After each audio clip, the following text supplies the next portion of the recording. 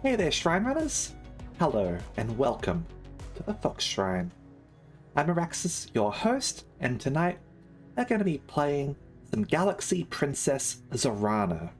Hey there, Oguna. Hey Ada. Hey Sophie. Welcome. Hope you're all doing alright.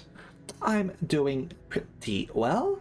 And to those who don't know, Galaxy Princess Zorana is actually the sequel to a semi-well-known game called Long Live the Queen, where your goal is to help a young princess become queen, as you might sort of guess, and it is well known for being incredibly fatal. It is really easy to die in that game, and as far as I know, probably going to be really easy for us to die in this one. So, let's give it a go and see how it is, shall we?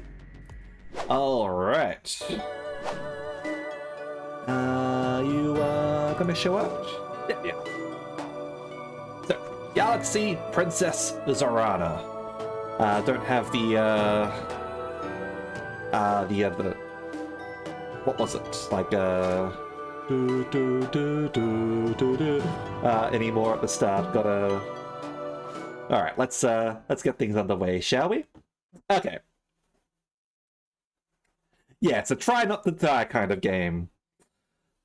Lots of ways to...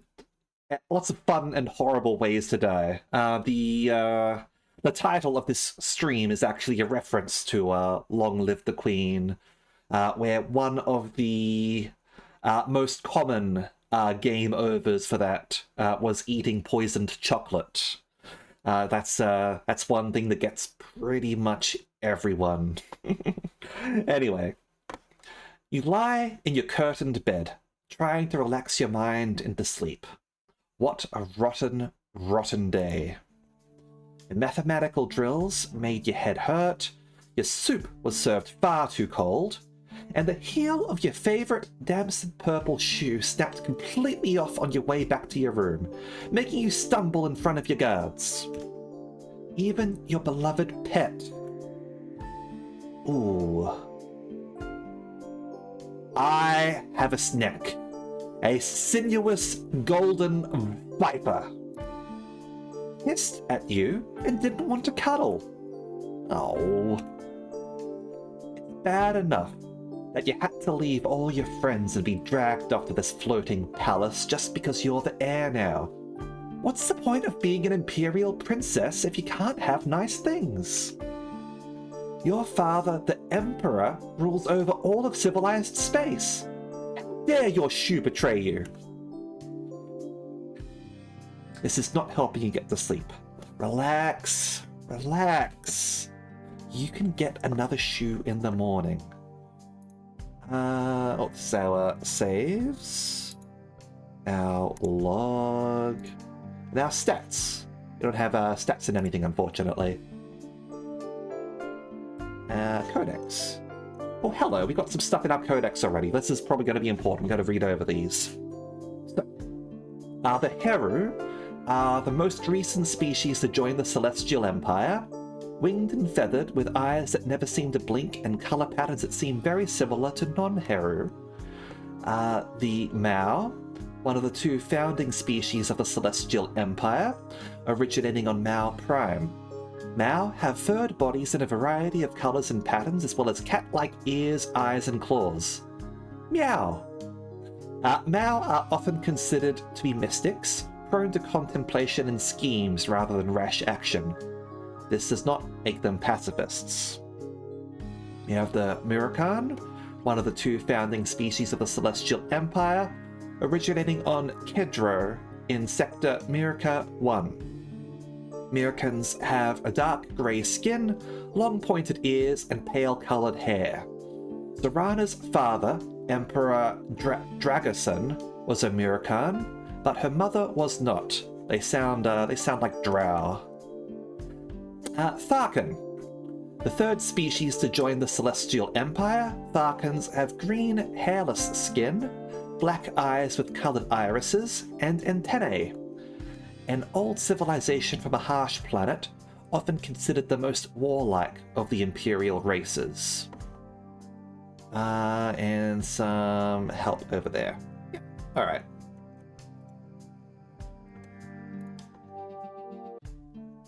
Yeah. Suddenly, there is a loud chime at your door. You don't care. You're in bed. You're not answering it. This is a bit different. Yeah, I was talking a bit with Mel because she streamed the game earlier, and she mentioned that the moods were now as a ring instead of sort of like separate bars. We'll see how this goes. Yeah, so you've got social and secretive, excited and negative, indulgent, determined, bold, compliant. Yeah, so sort of all opposites, I guess. To your surprise, your room lights turn on by themselves. Someone out there has the power to override your settings. Your Imperial Highness, Princess Zorana. We are here to escort you to the cabinet room. Please rise and dress at once. Go away! I'm sleeping! Are we able to get the codex on people yet? Doesn't look like it. Someone more than an Imperial Princess dungeon! 1 million years dungeon! It is an emergency, Your Highness. It's your father. Whatever my father wants, he can tell me in the morning. Princess, your father is gone. What? I'll be right there. You make your way to a seat, still dazed. All around, government ministers, logothetes, and civil servants are shouting at each other in agitation. It doesn't seem real. Surely the real you is still lying safe in bed? Adrift and confused, you stare up at the imperial portraits that overhang the cabinet table. Mother, I never really knew either of you. Oh, there we go, Codex. Your mother died when you were very young. You barely remember her. You have only pictures and her name. Imperial Consort Melania of Crystal Nova, a place outside the Empire which you have never visited. Alright. So I believe Crystal Nova is referring to the home planet, I guess, of the first game, which is more of a fantasy sort of game. So, Imperial Consort Melania, Zorana's mother, who died when Zorana was a child. Not a reigning empress, but only the wife of the emperor. Melania was originally a citizen of Crystal Nova from a prominent family, and her marriage to Dragosin was the result of lengthy negotiations between the two powers. In the end, the marriage did not lead to closer relations between Crystal Nova and the Celestial Empire. And we had another one here, didn't we? Yeah, Crystal Nova. A galactic power consisting of only a single star system, but disproportionately powerful for their size and able to fend off any other power attempting to conquer them. Both their culture and technology are centered around mineral crystals which they enjoy displaying. Even their weaponry is commonly made of crystal.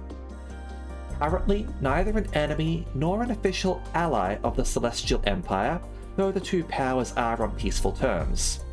Zorana's mother, Imperial Consort Melania, came from a prominent Novan family, and it was hoped that her marriage would bring the two powers closer together. These dreams faded after her death. So, yeah, they've... if they still keep the traditions going, which I get the feeling they do, given the mention of mineral crystals, they probably have magic powers. Lumens. Magical girl powers. Maybe I can become a magical girl in this. We'll see. Alright. Emperor Dragosin was a busy man with no allowance for a child's demands. You were raised on the Murkan homeworlds by your governess and a series of boarding schools. You saw your father only at official functions, from a distance. Okay, so Emperor Dragosin, Zorana's father, the previous ruler of the Celestial Empire. Greatly respected and feared throughout the galaxy. He was an intelligent man, known both for ruthlessness and for long-term planning to maneuver his enemies into doing his bidding. Dragosin's predecessor died while he was a child in his second Fivem. The Empire was temporarily ruled by a regent until the young Dragosin was capable of assuming control. You've only been here in the Heavenly Palace for a season, learning at his side. And now? Speak one at a time, or we cannot hear ourselves think. Mazarin, you are His Majesty's shadow, sworn to defend him at all times. How could you not know what happened? Were you not at his side? Guessing this is the Spy Master, perhaps? The Imperial Shadow is more than just a bodyguard. The Shadow stands as close as a second skin, sworn to put the life and desires of their charge above their own at all times. The Shadow is an extension of their master, carrying out their orders without question. They may not marry or take lovers. Their oath of service has no end, not even in death. The Shadow protects and serves into eternity. At least, that is the theory and the sacred duty.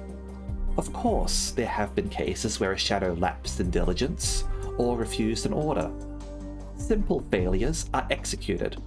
The fate of those who knowingly betray their divine calling is far less pleasant. Ruthlessness is a mercy upon ourselves. We'll find out what sort of princess we want to be as we go on. A male mirror raises his hand. I guess they're another species, are they? Oh, alright, a hybrid between Murkan and Mao. Miro do not have furred skin, but their skin often retains the color patterns of their Mao ancestors. Skin color is commonly some shade of brown, cat-like ears, colorful hair, and slit-pupiled eyes.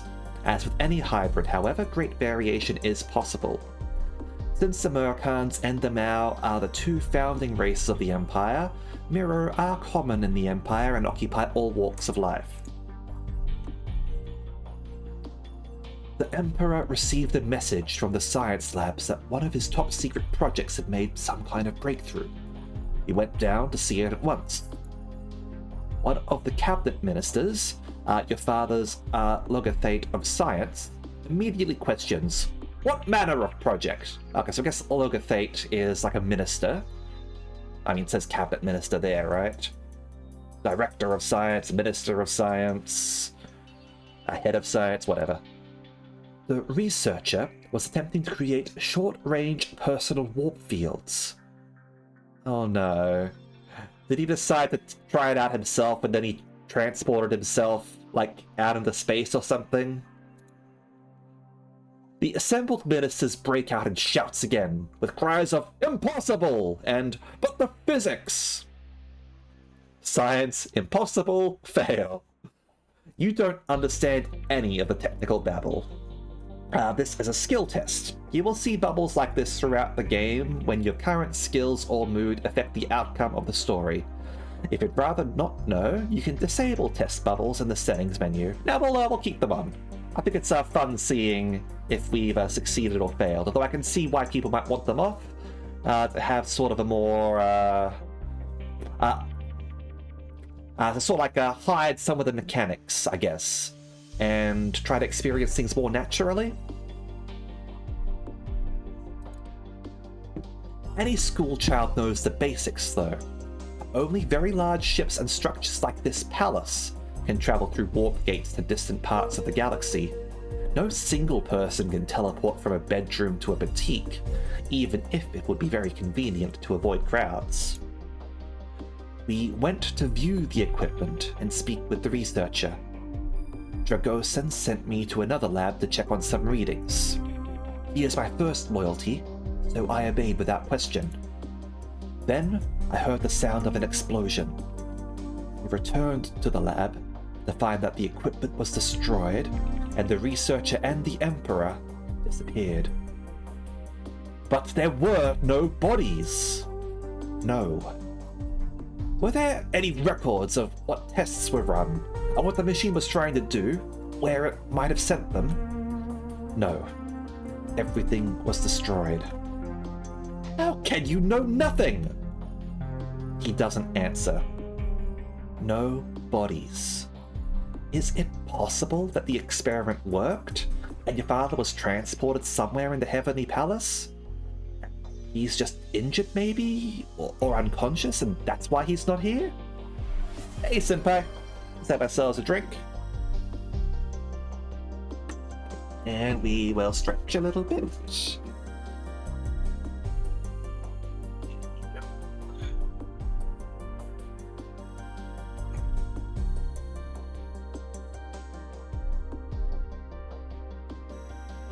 Okay. The name sounds familiar, but not enough to ring any bells for me, at least.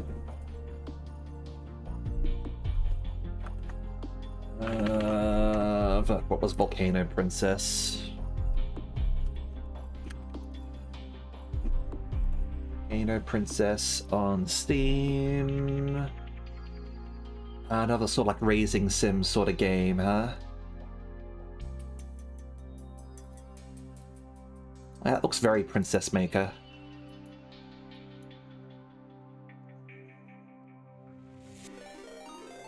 Okay. Oh, Lavender Ooze! Thank you very much for the raid. To those who don't know me, I am Araxis Denacia, your revolutionary bartender. And right now, we are playing Galaxy Princess Zorana, which is a game made by the same person who made Long Live the Queen, a racing sim that has a reputation for being very deadly. And we've only just started this one, but I'm betting that this is also very deadly.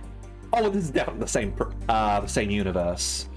Like, we got mention of Crystal Nova, crystals, powerful technology and weapons. Like, that's definitely referring to the world of Long Live the Queen, 100%.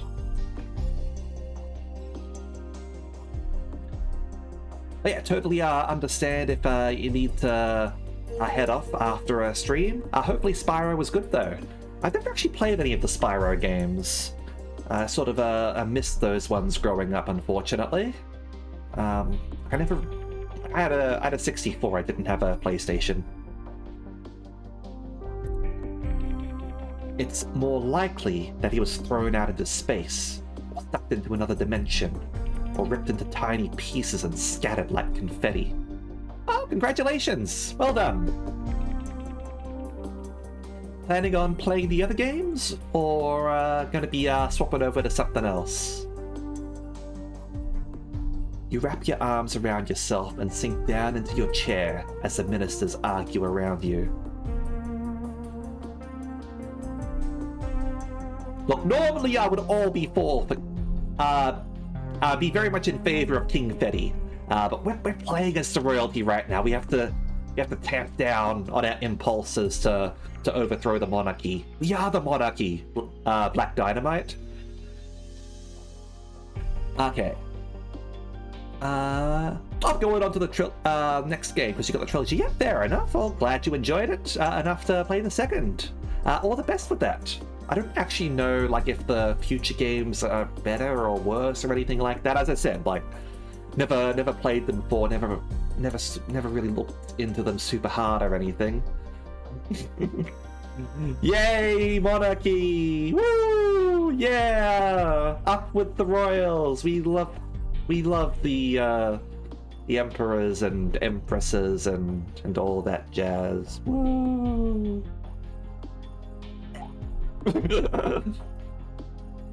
All gone. Princess Zorana. What? You are the designated heir. In your father's absence, it falls to you to make decisions for the Empire. You must decide what we do next. Ooh, alright. Well, if people say that two's the best, then I guess you got something to look forward to then.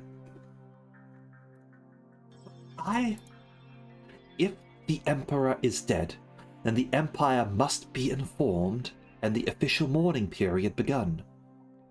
However, with no body present, the procedures are less clear. Should we officially announce Dragoson's death, or delay the inevitable until an investigation can be concluded? How many Nosia were present on this ship? Nosia are a lie. Nosia are definitely not on this ship. They do not exist.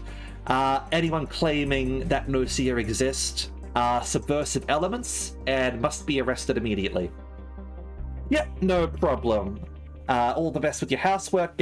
Hopefully that's not too stressful or anything like that, but definitely good to stay on top of that sort of stuff. Thank you for listening. Alright.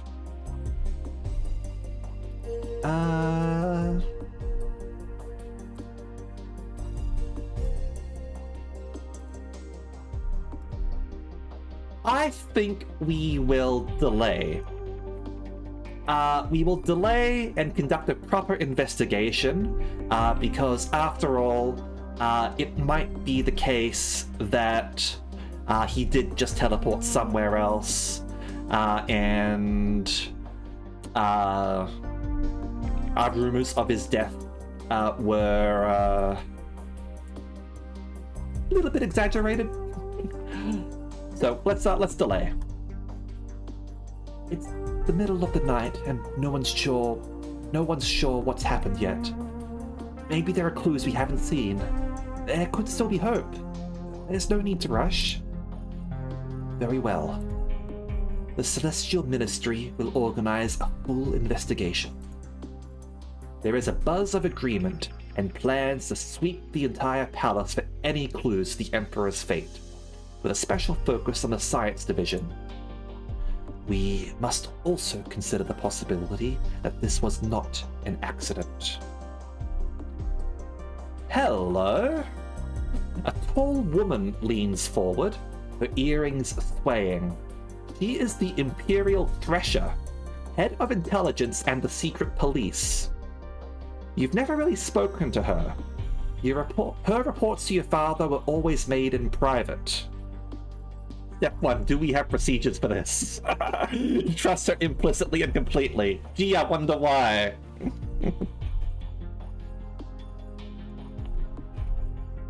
If it was well hidden. There's been no sign of any plot against the Emperor this Phivem. Alright, so Phivem I'm guessing is a unit of telling time. Yeah, timekeeping can be difficult for a galactic empire containing many planets with different orbits and rotation speeds. Every planet has its own days and years that do not align with any others, and trying to use another culture's day would make no sense, because the periods of light and dark can't be changed by decree. I mean, that just helps you not try hard enough, right?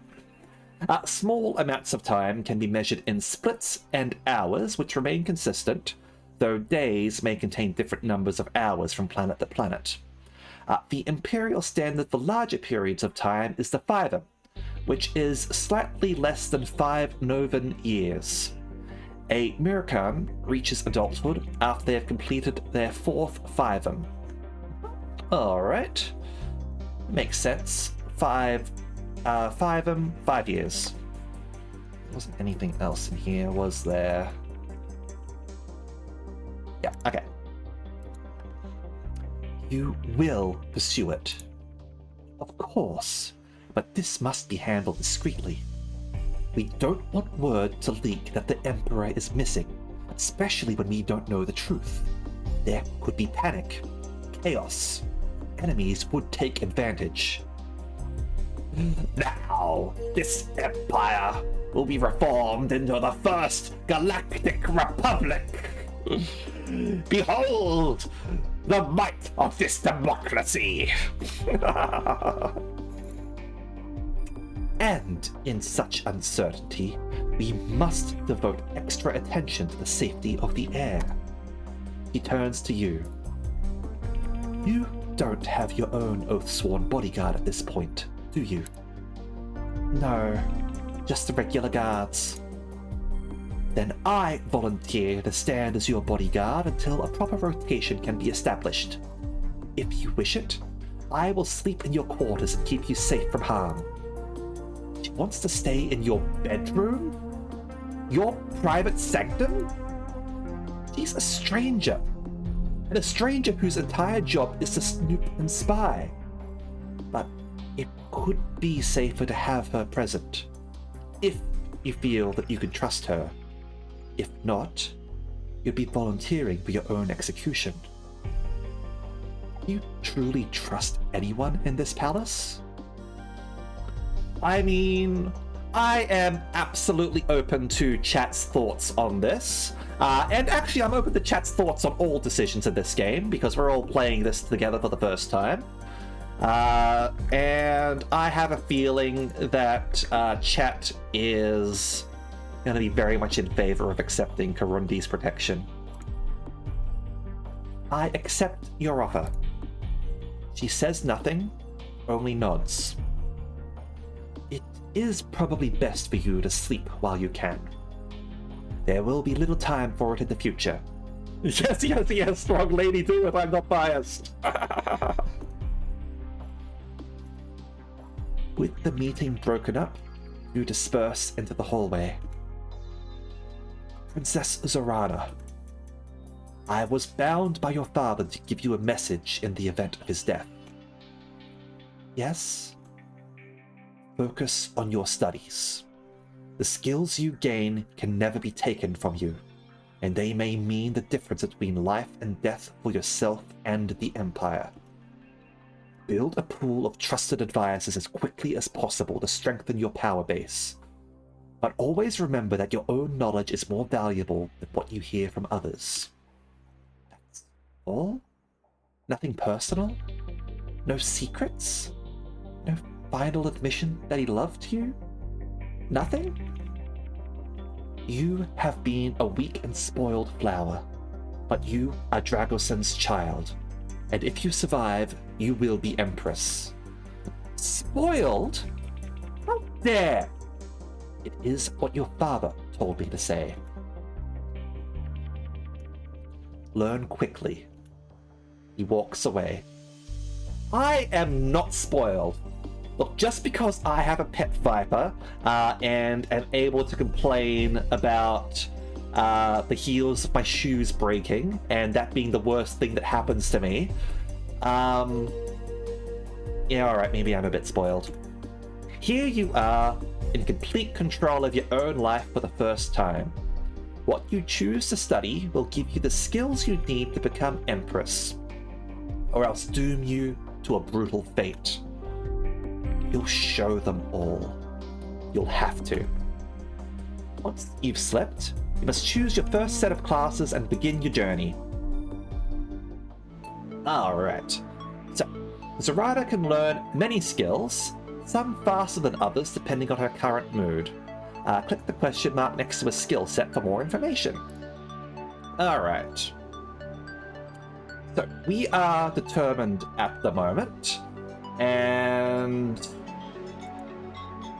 based on Long Live the Queen, I can see that it looks like we're getting bonuses for body control here.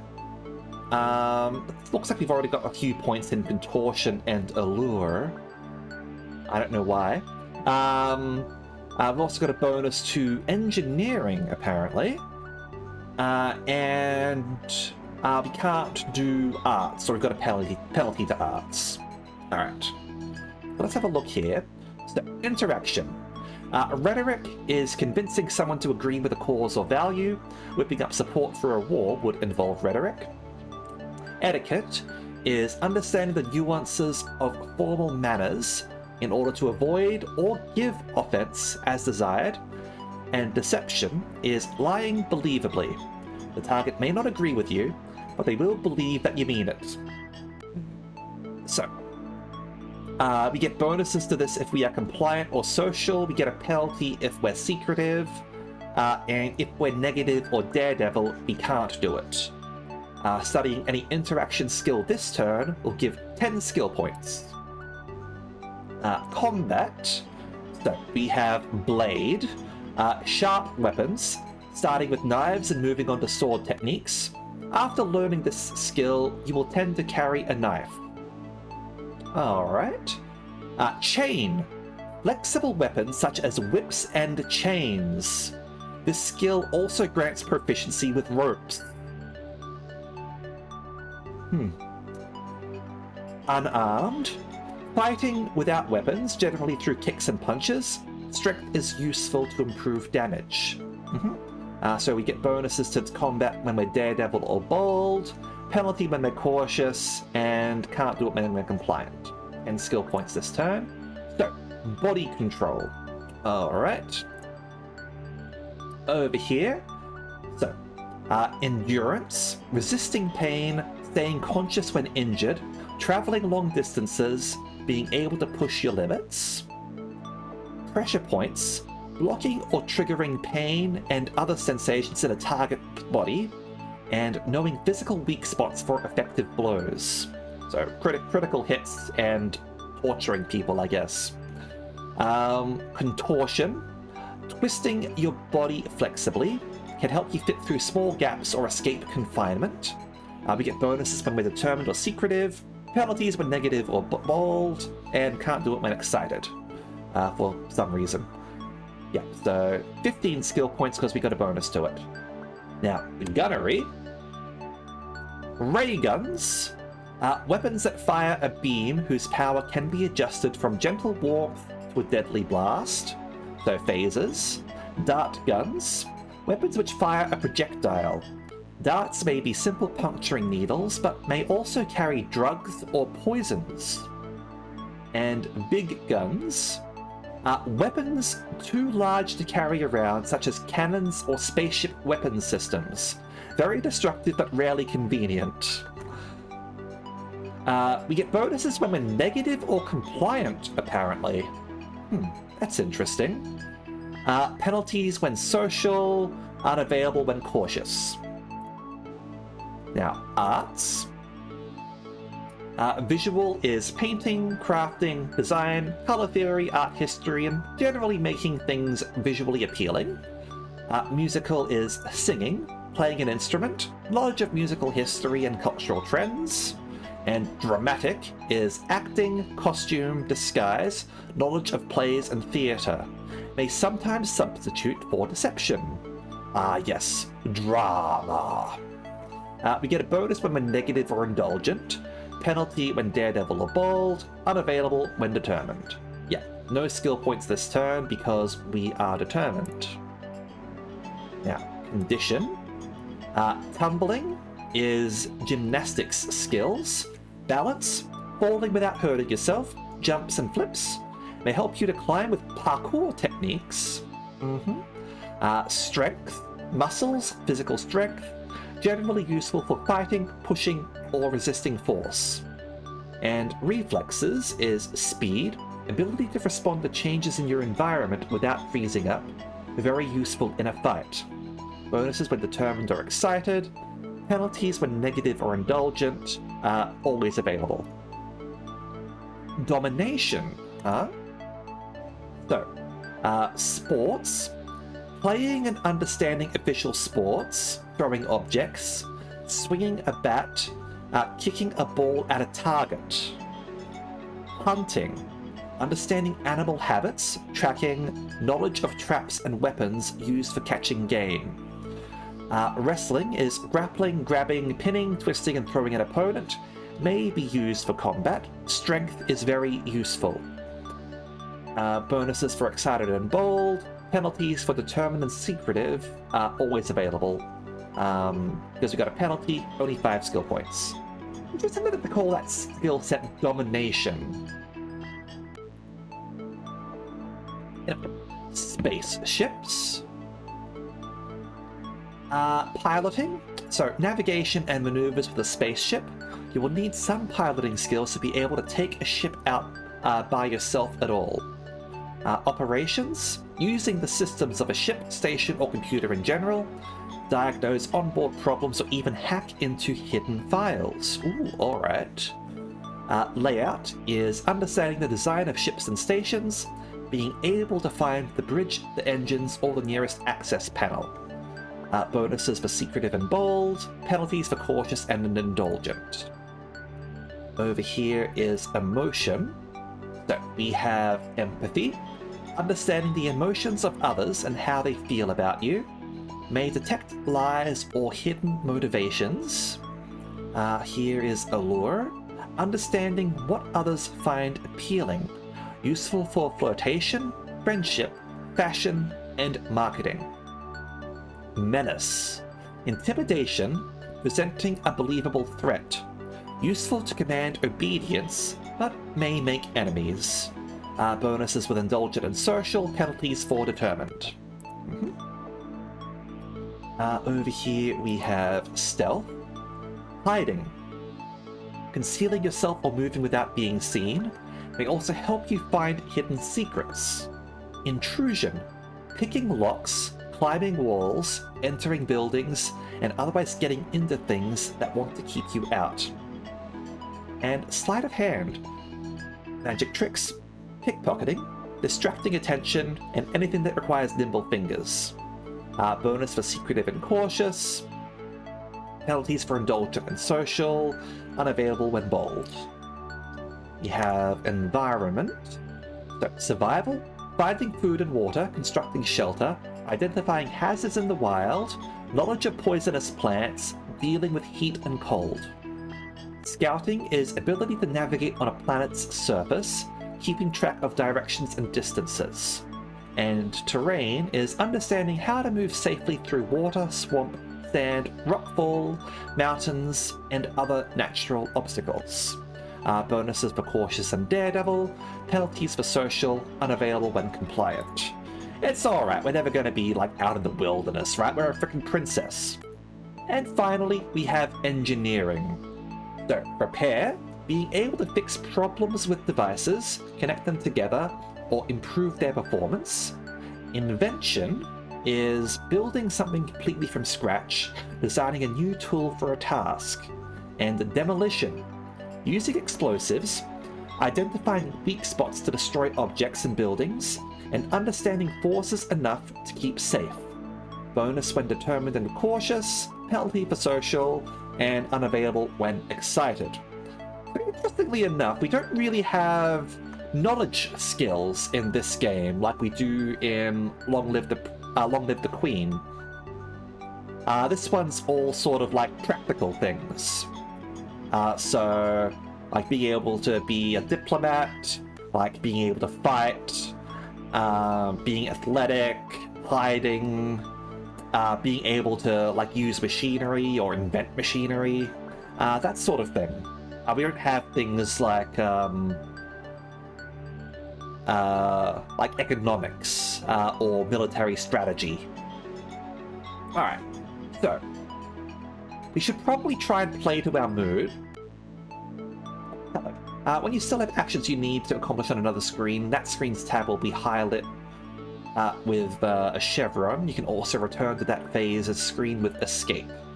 Alright, yep, so we're determined at the moment. Yep, so skills. So, what do we want to do? I feel like reflexes will be good. Being able to, like, avoid freezing up and run if we need to sounds sensible. And should we go for an engineering thing? Let's go... What endurance? Let's go endurance, shall we? Reflexes and endurance will be a little bit tougher and faster. We're not just a fragile princess.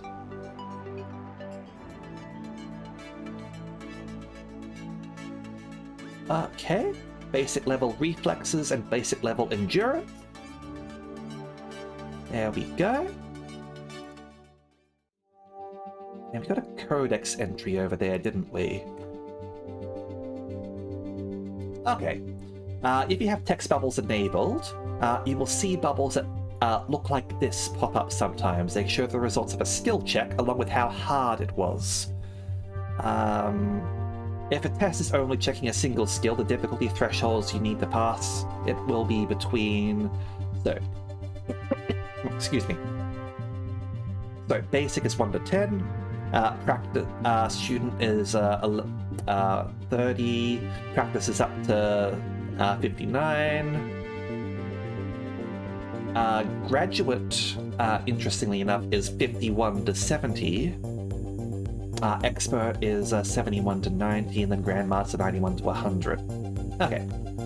For multi-skill tests, the threshold range calculation depends on the number of skills. For example, a student etiquette plus ray gun check would have a success threshold between 21 and 60. Okay. Student. Yeah, okay, I see what it means. Once again, you lie in your bed.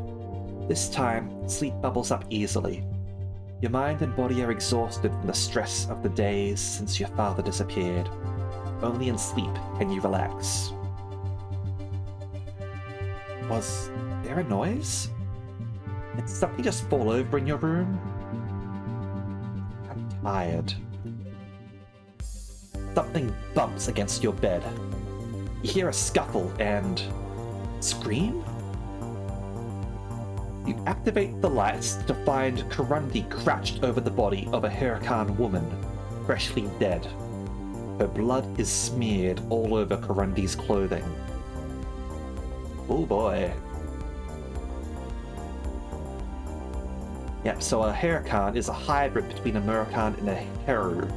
Huracans commonly have light blue skin, ears with pointed tips that are less pronounced than those of Muracans, colourful hair, and 6 wings. As with any hybrid, however great variation is possible, Huracans are considered physically weak compared to other Imperial species, and are more commonly found in the harem than in the military. Alright. Well, she's already killing people for us. The assassin has been dispatched, Your Imperial Highness. Thank you. We will remove the body and investigate her connections. I will have someone clean the carpets in the morning. You watch in silence as Kurundi and the guards carry the mysterious woman away. She was strangely dressed for an assassin. She looked much more like one of your father's concubines. Why would someone like that want to kill you? If Kurundi hadn't been here... How are you supposed to sleep now? Alright, every turn you will have the opportunity to interact socially with characters who are present in your current location. At the moment, that's people in the Heavenly Palace. As well as visiting Kurundi the Thresher, you can also spend time with your pet, which will affect your mood. Your pet snake likes to twine itself around your arm or curl into luxurious coils upon a pillow. Your own body isn't quite as flexible, but it's fun to imagine, and you enjoy relaxing together. Choosing this pet gave you the starting skills in Allure and Contortion. Gotcha. I understand. As nobody can resist the sexy slither. Baby snake. Oh, baby. What is your viper's name? Cool. Alright. Our Viper's name is... Slither. The Soleil. Melania, Majabi.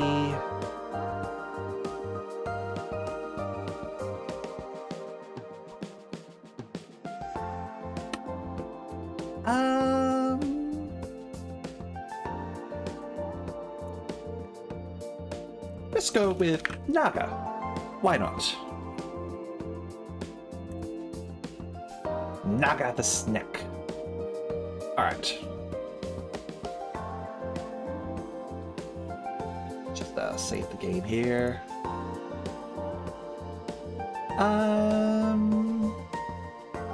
Let's go talk with Karundi, see if she's got any further information about the assassin. Oh, you can close this dossier with the X button in the top right corner or the escape key on your keyboard. Oh, this is more information, huh? Alright. So, Imperial Thresher, Female, Empire, Mirkan, Security Alerts. I guess that's to talk with her about that. She's not an Elector. Grants Skills, Intrigue 75. Alright. Head of Imperial Security and devoted to her job. No spouse or any other ongoing relationships. An exemplary record. To learn any more about Karundi, you'll need the skill to investigate on your own. Okay. We have Naga over here that we can visit. And Mazarin. Okay. Let's see if to grant any skill. Dragason's Shadow. His most trusted personal servant and bodyguard. His deeds, his words, and even his thoughts are meant to be reflections of his master's wishes, not his own. For this reason, you've never known him well. His loyalty to the Emperor is without question. Were it not, he would have long since been removed from his position and likely executed. Alright. Let's go talk with Karundi, shall we? Security alerts. Good day to you, Imperial Princess Zorana. My agents are not aware of any current threats to your personal safety. Well, that's good at least. What did you find out about the woman who broke into my room? Who was she working for? Her name was Esmerai. She was a member of the Emperor's harem. According to my agents, she believed the Emperor was going to marry her and make her consort. His disappearance meant the end of her hopes. That may be what made her angry enough to kill you. How did she get into my private room? She obtained override codes somehow. We haven't been able to trace the vector. Esmerai was not a skilled hacker, not in contact with any known subversives. Her only notable society connections were to Zolot, Elector of Kedro, but he wouldn't have had those codes either. Kedro, one of the twin worlds in Sector Mirka 1. That's where you grew up. You've met Zolot socially before, though you don't know him well. We have rekeyed all the systems, of course. However those codes leaked, they will no longer function. Well, whatever happened, it's dealt with now. Okay. Oh, so we can talk with people more, can we?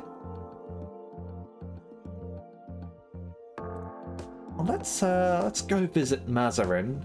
Maybe he's got some advice for us. You arranged to meet your father's shadow outside his quarters. Mazarin looks rumpled, as if he hasn't been sleeping well. Or perhaps he sees less reason to care for his appearance now that your father is gone. Is there something you wish of me, Princess Zorana? Interaction basic fail. Lovely. Alright. Let's talk about Karundi. What's your opinion of her? The Imperial Thresher. How well do you know her?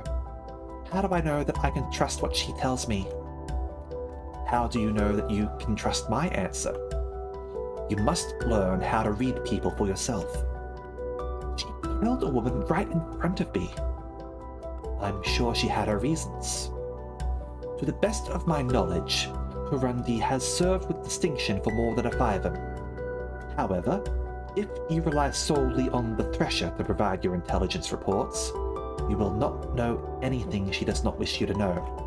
This is why you always make sure to have a reliable spy master in Crusader Kings. Your father pursued his own research as well. You really can't trust anyone. If you will excuse me, I have many preparations to make. Yes, of course. He was your father's shadow, not yours. His time has ended. You must go on alone. Interaction basic fail. Autism mood. Oh, at the end of each turn, you can choose an activity which will change your mood. How do you wish to prepare for the turn to come? Make list of enemies will be a negative sort of mood, or review our schedule to become compliant. Now, if I recall right, compliant will help us with interaction skills, which I think will be pretty important in the long run. So that might be worthwhile doing. Yeah, let's go over to compliant, shall we? You visit all of the major palace departments, making sure you know what they and you need to do tomorrow. You are summoned again to the cabinet room where the ministers are assembled. To our great sorrow, there have been no signs of Emperor Dragoson's survival in the Heavenly Palace or anywhere else.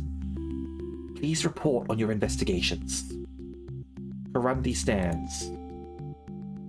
No subversive organizations have claimed credit, no unusual activity or celebrations, no sign that this incident has leaked outside of the palace itself, although that can't last long. The missing researcher, a Heru by the name of Three-Forked Lightning, was known for alternative practices and generally considered a crackpot by other scientists. Three-Forked Lightning was personally recruited by Emperor Dragoson to work on this secret warp project, a posting it could never have received by merit. Unlikely that it would then betray the Emperor. No enemies known that would go to such extremes for sabotage. No sign of suicidal inclination or other mental break. Personal records show only enthusiasm about the research. Leave it to you to explain the technical details. The head science minister coughs. We have tried to recreate Three-Forked Lightning's research, but key records are missing. Possibly stored in the equipment that was destroyed. The only experiments we can trace created unstable warp fields that immediately collapsed, destroying the targets in the process. Nothing suggests it would ever work. It was madness to try. Other ministers speak up, but they all come to the same conclusion. Your father was killed by meddling with bad science. It was just a stupid accident. We are now honor bound to announce the death of the Emperor. Wouldn't you agree, Princess Zorana? Yes. Very well. Then this celestial ministry is permanently disbanded. Thank you all for your service. You may depart. The ministers, except for Kurundi, rise from their seats. Most nod their heads to you in respect before departing. Others just walk away. What happens now? Now, the election cycle begins. You are Dragoson's heir, but you cannot claim the imperial throne until you are acclaimed by the majority of the electoral college of the Comitia. Every elector is a noble from one of the imperial worlds, each with their own interests and motivations. You will need to speak to them individually to win their support and make deals where you can. You are also in need of a new team of advisors, now that your father's ministers have been dismissed. By imperial custom, you may not rehire any minister from the previous cabinet. Oh no. Summon the Elector Counts! We're also the Empire in Warhammer too. Summon the Elector Counts! That seems like a good way to lose out on a whole bunch of experience, though. Sacking every single minister. With certain exceptions. The Thresher will always advise you on matters of intrigue.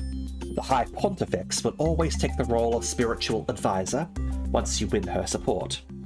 It is the same for your military advisor, the Star Admiral. The High Pontifex and the Star Admiral aren't here right now. They have too many duties of their own to stay in the palace all the time. You'll have to seek them out.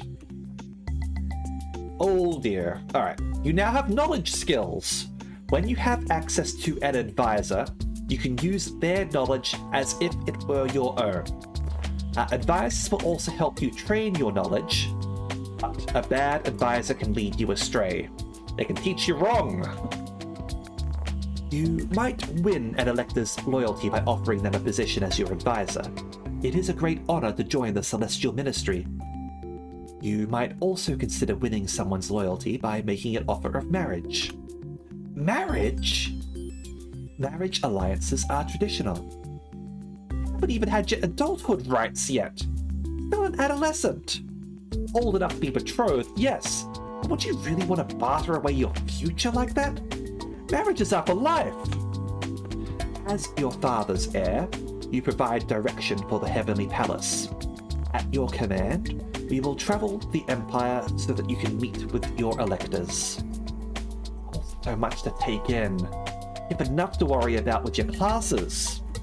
Right, so we've got our first ad break. So I'm going to take a pause here, and we'll be back in a few minutes, okay? Be right back.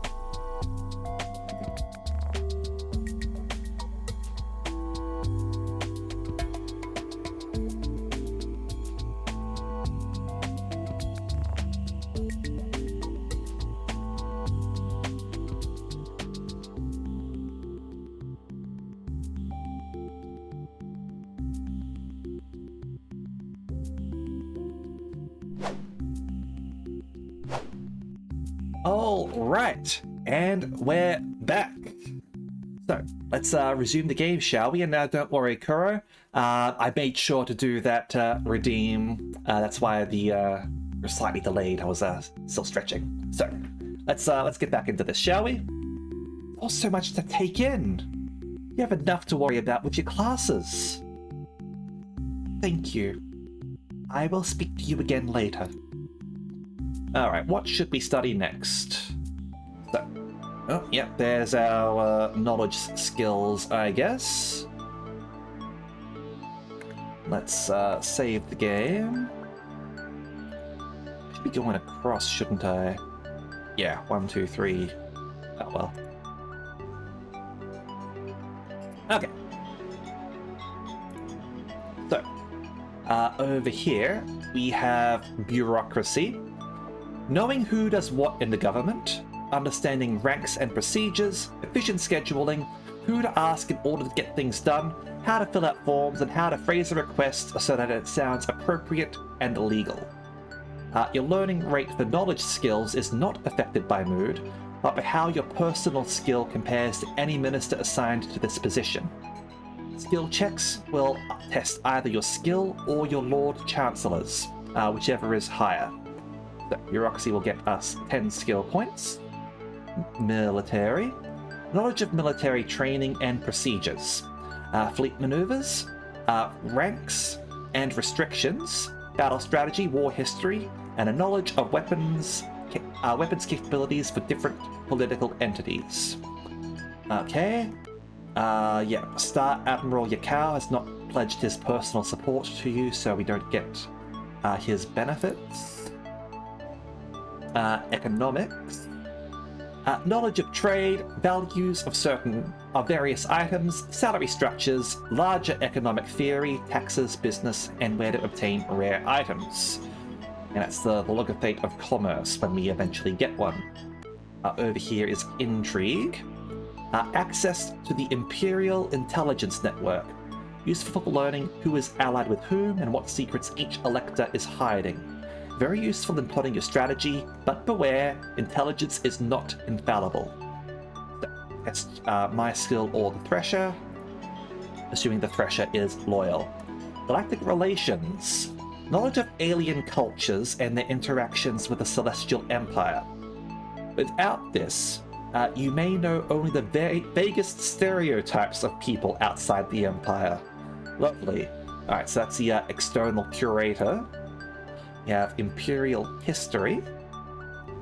Knowledge of events that have happened within the Celestial Empire, particularly useful for understanding legal precedent or predicting how the population as a whole might react to political activities.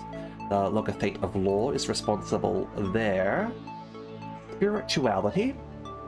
Knowledge of religious practices, primarily America, but also for other cultures.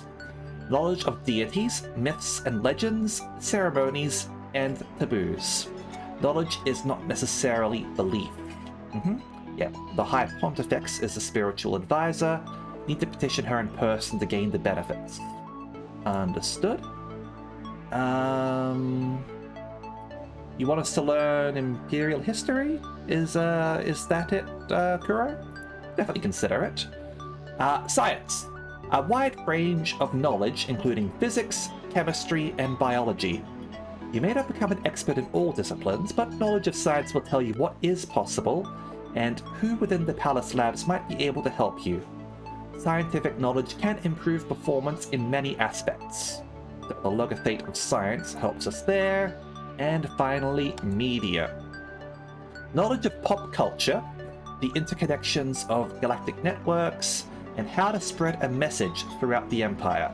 Knowledge of media is crucial in managing your image and delivering propaganda, as well as understanding how your messages are being received by the public. The Logothate of Culture is responsible for that one. Now you want science. Well, we get to choose two things. Now, it's probably good that we learn some interaction skills over here. You can also try and learn some gunnery to defend ourselves. I can't learn combat or environment. And we could sort of like work on getting our personal intrigue up because we got a bonus to it because of Karundi. Okay, let's go etiquette. And oh, we got votes over here. Votes to Zorana. There's 30 votes apparently. Have to summon the elector counts. Lord Chancellor, all that sort of stuff. Alright. So, etiquette. And do we want some rhetoric? To be able to convince people. Or do we want to start getting some knowledge down? Understanding how the Empire works would be useful.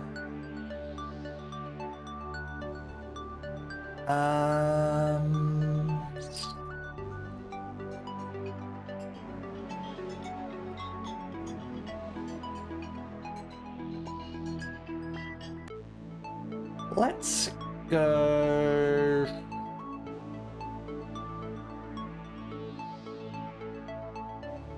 Just making sure I did save here. Yes, okay, cool. Let's go rhetoric.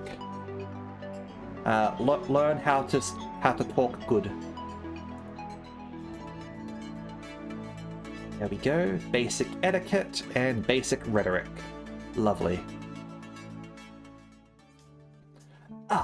Princess Zorana. Here are the regular status reports. You eye the stack of papers with some dismay. The Imperial harem has been cleared. All of your father's former concubines have been sent on their way with appropriate gifts and thanks. Some will no doubt wish to return for the official funeral, but for now, it's safer to keep them away from the palace. You don't need any further disruption. That's probably for the best. When is the official funeral? Certain ceremonies to bless the Emperor's passage have been carried out already, but the full state funeral will not take place until a new ruler holds the throne. Until then, the Empire is guided by his spirit. This brings us to an issue which requires your attention. Mazarin, your late father's shadow, has not yet carried out the ceremony to end his life, as honor requires. Bureaucracy and imperial history. Oops. Well, maybe we should have learned some bureaucracy then. It wasn't his fault. It was an accident. There was nothing he could have done. But accidents are punished by death. That does not matter. The Emperor's shadow must follow him in death. Have you spoken to Mazarin? He has confined himself to his quarters. He claims that he is waiting for the Emperor's body to be found before holding the ceremony. Hard to cut your throat at your master's feet when the feet are missing. Was that supposed to be a joke? Mazarin's loyalty is not in question, but the Emperor's physical form may be forever beyond our reach. What are your commands, Your Highness? Ooh, alright.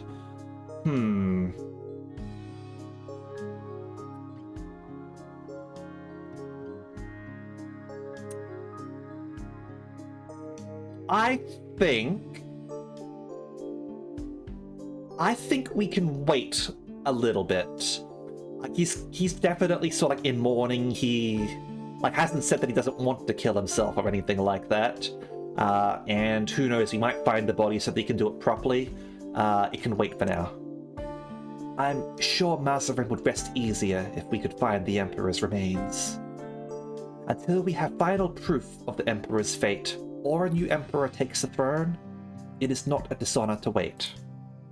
Very well then. Gather up the papers and hurry away to your room before you can be presented with any more problems. In your room, You check your messages and discover that you've got mail from some of your school friends. They send their condolences about your father's death. Of course, the news must be reaching across the Empire by now. It's been a season since you've seen any of your old friends, since your father called you away to the Heavenly Palace and named you heir in your brother's place. At school, your two dearest friends were Xenia and Vasily. Xenia loved gauzy dresses that blow in the wind and make her look like a dramatic heroine. He's fascinated by rumors of magic and alien powers, and knows more about your Novan heritage than you do. Xenia was also a far better student than you were, especially when it came to computers. She loves finding out secrets, and insists that the crystal she keeps by her computer gives her special hacking insights. She's enthusiastic, bubbly, and a bundle of energy. Vasily, on the other hand, is much more laid back. He's handsome, artistic, and prefers to charm his way out of situations rather than do any actual work. He's quite intelligent when he puts his mind to things, but he'd rather use that intelligence to have a good time. Vasily's always had devoted fans following in his wake, and he was kind to all of them, but never seriously in love. As far as romance went, you had a crush on... Ooh, alright. Did we have a crush on any of them, chat? What do you think?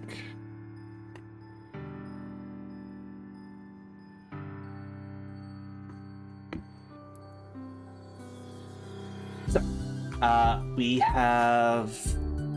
Yep, you have Xenia, who's a little bit of a nerd, but also fashionable. And we have Vasily, who's sort of like artistic and charming. You think Xenia, Ada?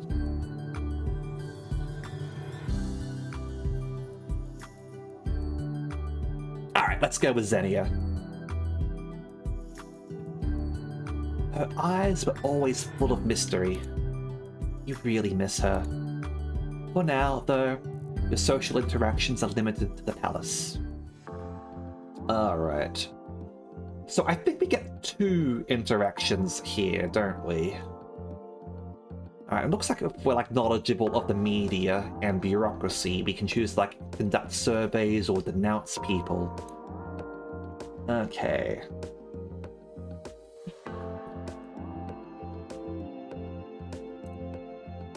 Let's go and visit the snake.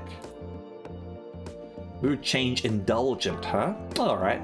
You gently stroke your viper, enjoying the feeling of scales against your skin. What a comfortable life it leads, all slither and bask. Alright. And... Let's talk with Mazarin again.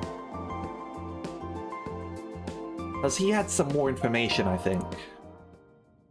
Try to speak with him, but he won't open the door.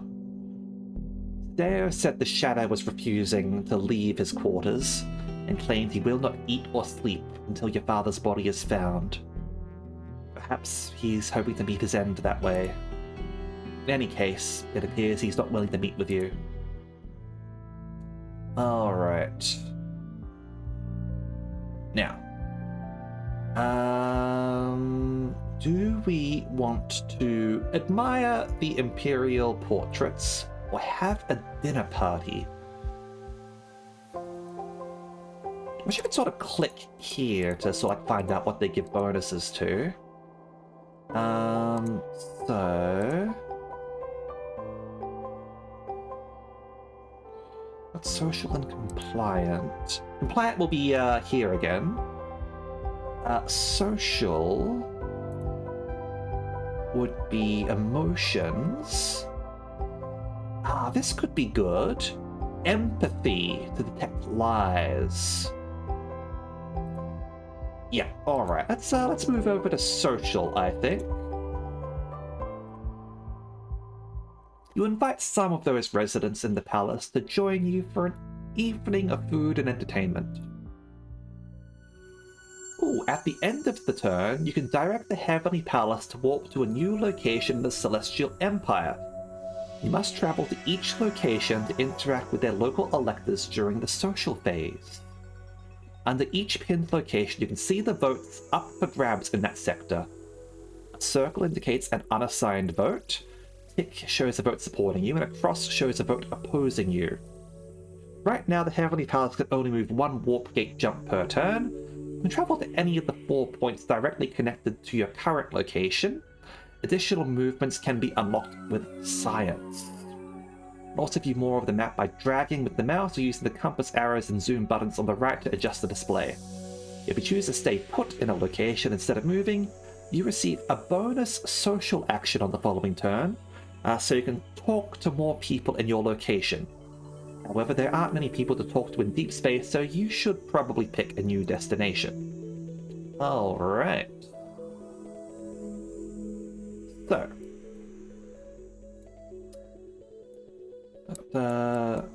This is a known space, I guess.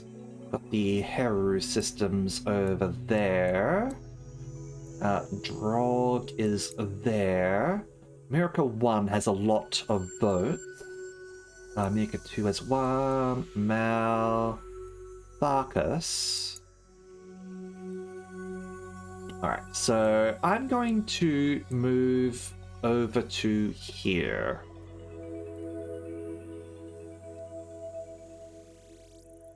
That's where most of the votes are, so we might be able to... Oh, and select, click on them as well, so learn a bit more about them. Highly locked and sharing common atmosphere, birthplace of the Celestial Empire. Gas giant Kier traces out its slow orbit in the cold depths of the Miracle system. Tharkas Prime is crisscrossed with canals. Alright, let's head to Miracle 1. Yep, there we go. We have a problem. Always a problem. Mazarin has disappeared. What? He stopped responding to messages. When we overrode the security lockout on his quarters to see if he'd done his duty, we found them empty. How can an important political person, the Emperor's own shadow, just disappear out of the palace? Weren't you watching him? I feel like he's going to try and search for the Emperor himself. You never ordered surveillance on Mazarin. You said he was completely loyal. Your Highness, my agents have been more concerned with your safety than with the safety of a shadow who was due to enter eternity in the near future anyway. Did he die somehow? Did he make another warp portal to follow my father? On last reported sighting, he was headed for the hangar decks. It seems likely that he smuggled himself out of the palace on a spaceship. As for the Emperor's shadow, Mazarin was trained in a variety of techniques. Surveillance, infiltration, hacking. Quite hard to track. Has he gone rogue to save his own life? Or is there more to the story? I think he's looking for the Emperor. Maybe he found out something about the experiment. Maybe he's trying to throw himself through a warp gate to join the Emperor.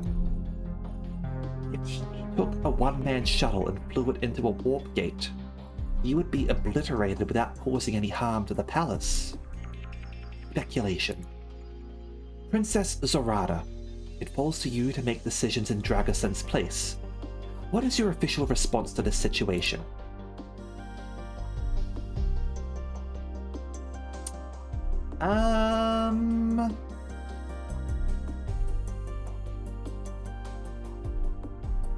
Do nothing, I think. I don't think he's going to try and hurt me. I feel like lying could come back and hurt me later. So fuck it, do nothing. I don't want to draw attention to what Mazarin's done. It could be a scandal. Don't say anything, don't do anything. Let everyone forget. Most likely, we'll never hear from him again. Very well. At last, they leave you alone to plan your class schedule. Alright. That's some interesting stuff going on here. Alright. We are definitely going to learn some empathy. And as for what else we might want to do, I think we should probably learn a little bit of economics. I feel like that's reasonable to know, like, how the economy of our empire is going. I do want to learn some bureaucracy as well. But we'll start with that at least, because we already had a bureaucracy check, so maybe an economics check will come up. So yeah, empathy and economics.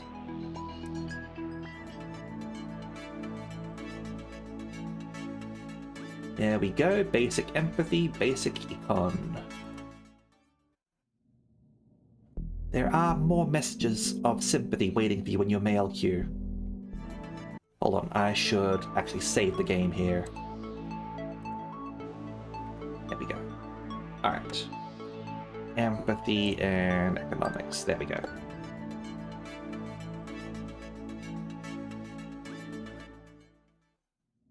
Yeah, so more messages of sympathy waiting for you in your mail queue. These condolences are labeled from your Novan family. You don't know anything about your mother's relatives on Crystal Nova. Since she died, they've never visited or reached out to you in any way as far as you know. They might have sent something for her funeral, but you were very young and you don't remember the details. Learning economics. So, Karl Marx was a German newspaper editor. What's a German?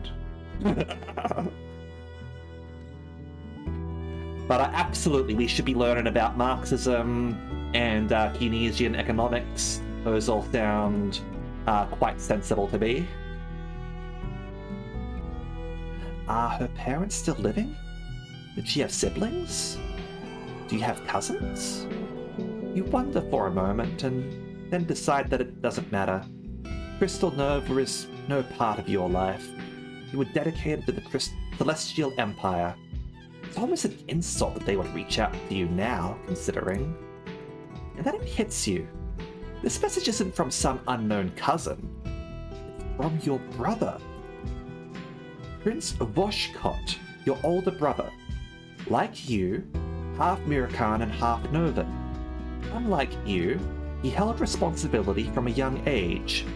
He was named heir to the Celestial Empire upon his birth. He blazed a trail through the top scholariums and led his squadron in military service. And then he turned traitor, stole a fighter, and defected to Crystal Nova. Ex-Prince Voshkot has a warrant on his head if he ever dares to return to Imperial space. I've heard from him since.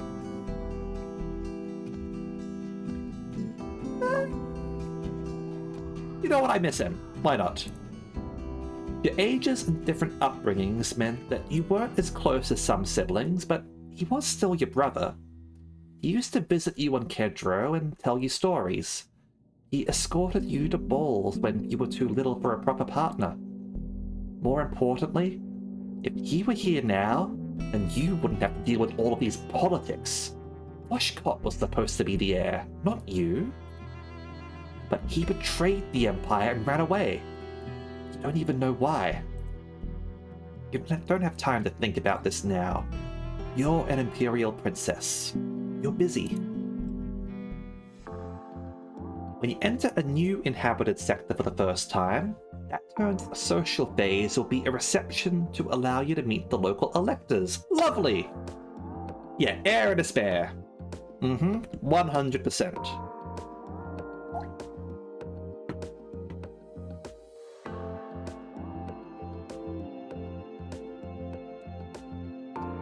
Okay, so Kedro and Ondro are now added.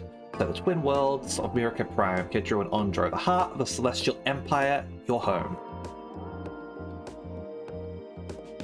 Well, I mean, how would you feel if your brother sort of like ran off and now you've got to inherit like the family business that you didn't want to inherit?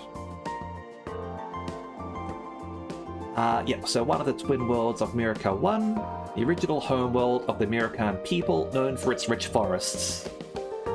Yeah. However, it was the hanging shape of Ondro in the sky which most impacted Mirkan's civilization, with a whole other world so close and so visible that every child could dream of being the one to build a pathway through the air to reach it. It was only a matter of time before powered flight became a reality. After that, the stars.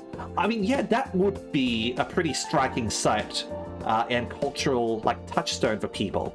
Especially after you develop telescopes, you look at the planet, and you're like, hold on, there are cities over there.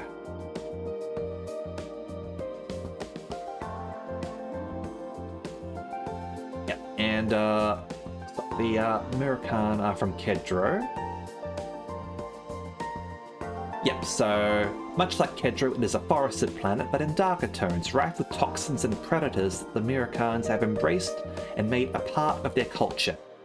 While technically a separate planet and not the true origin of the Mirkan race, some forms of plant life had managed to make the crossing even before machines and people could bridge the gap.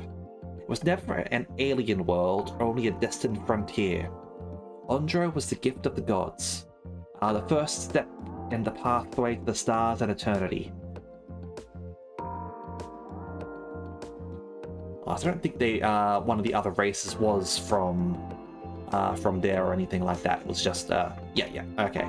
But it was a lush planet that they could see, so yeah, fair enough. In many ways, your childhood felt like an exile.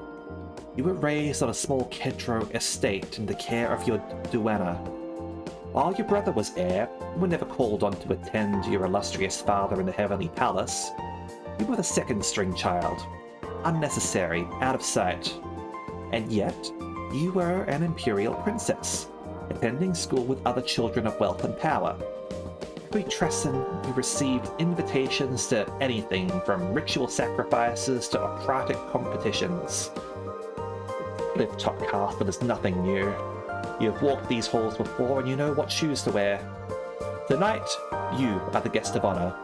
Every person of rank in the Twin Worlds is lined up to greet you and offer you their sympathies, their respect, and a ceremonial gift.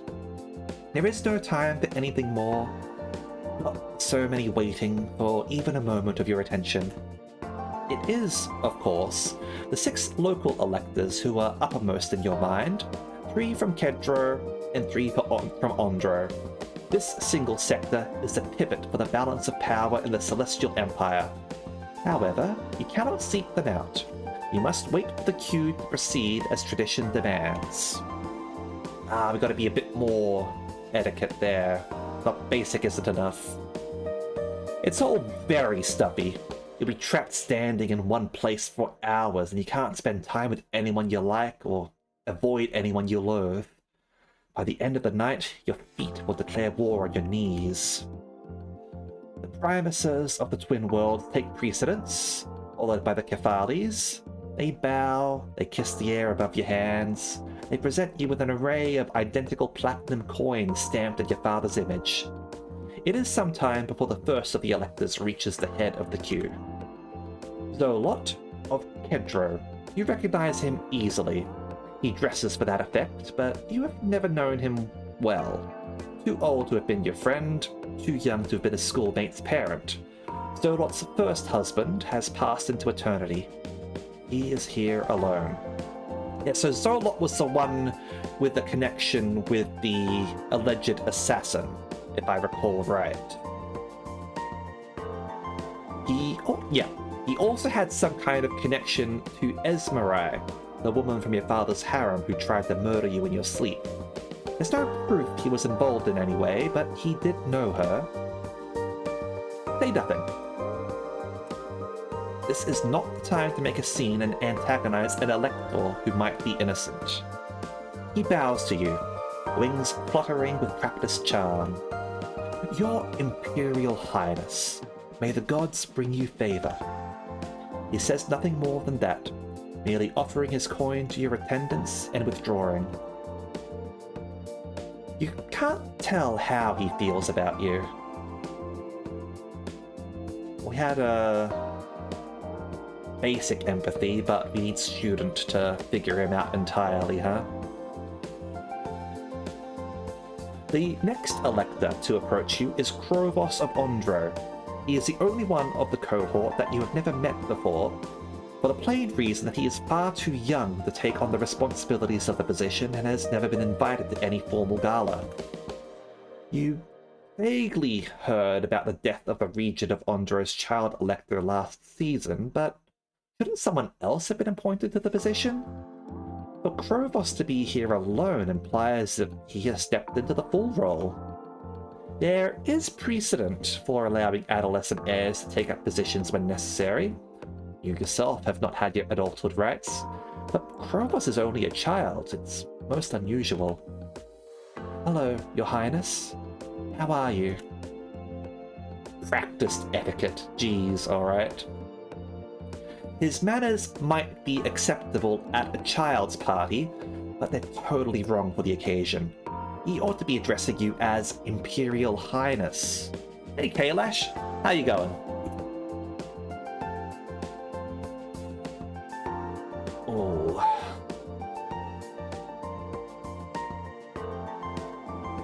Oh. There might be something I'm missing. I don't know if I should correct him or tolerate the mistake. I'm going to tolerate the mistake. He's such a little boy, younger than you, and he's all alone. You can be generous. I'm very well, thank you. He grins and hands over his coin. Happy birth, Star. It's not my... Oh, never mind. The little boy wanders off, his task complete. You can't tell how he feels about you. The next elector who approaches is Vata, also of Ondro. He's an older male who's never married and has no children that you know of. He's always seemed kind. Your Imperial Highness, it is my great pleasure to see you here tonight. I hope to see you carry on the legacy of both your parents. Thank you. He bows, offers up his gift, and moves out of the way so that the next guest can proceed. Gee, I wonder if I can tell how I feel about him.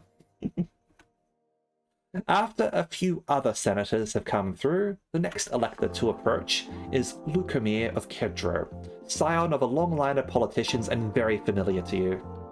The academy you attended until recently lay within the territory he represents, and he was a frequent speaker at graduation ceremonies. Lukamir is in attendance with his wife, both impeccably dressed save for his ever uncontrollable hair. He looks at you stiffly, then bows, offers up his coin, and withdraws without speaking a word. I wonder if I can tell how he feels about me. That's worrying. Oh, you sense that he is hostile towards you. Alright, fair enough. The next elector to appear before you is Ixil of Ondro. She is notable in Twin World society for her large number of acknowledged children, one of whom attended your academy a few forms ahead of you. You were hoping Fair would be here tonight, but there's no sign of her or her siblings. But then, these are the guests of highest prestige. Heirs and offspring rank lower and might be further back in the queue. Ixil stands by her husband's side, smiling at you. Hello, Your Imperial Highness. You're looking well under the circumstances. I'm very sorry for your loss. I know this time may be very difficult for you. Please, call on my household if you have any need. Thank you. They present their gift to you and leave, smiling. You can't tell how she feels about you. The last of the electors to make an appearance is Milan of Kedro. You are surprised to see him attending alone. Perhaps his wife is unwell? She is much older than her husband, after all. Equally unusual, Milan appears to be entirely sober, which is not his typical demeanor at social gatherings. Perhaps this is a show of respect. Your Imperial Highness? He thumps a fist to his chest. Glory to your line. Nod in acknowledgement, and he hands over his ceremonial coin. Until another meeting. He marches away with purposeful motion, his back straight. You can't tell how he feels about you. That is the last of the electors, but certainly not the last of the guests. A long evening stretches ahead of you. Congratulations on the watch streak there. Of course, there is one more vote to be cast within this sector. However, its holder is not the sort of person who can be expected to wait in line to pay her respects to you. If you wish an audience with the High Pontifex, you will have to approach her as a supplicant. For now, you must raise your chin and look regal. Now that you have met the electors of the region, you can contact them privately during future social phases in this sector. Alright. So, yeah. Dexay is the High Pontifex. Yeah, Ixil over there. Krobos. Lukamir. Looks like we know that Lukamir is hostile to us because of our basic empathy, which is good at least. I'm sure all these electors will be loyal and will all vote unanimously for your Imperial Ascension. What about Lukamir?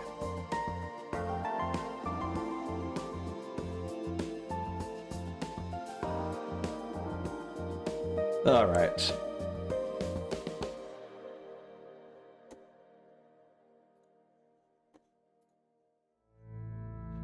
Okay. So, definitely loyal. Awesome. So, excited or indulgent? Try and build up a bit more here, which seems like it could be useful. Absolutely.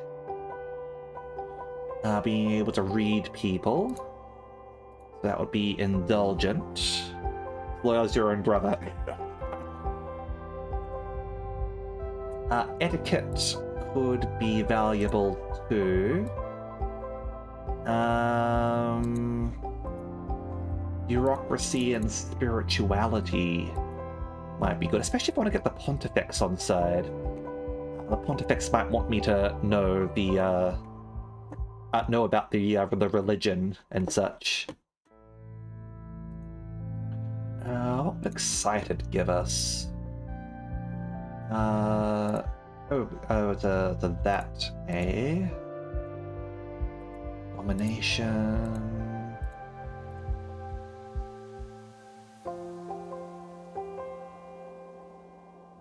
Okay.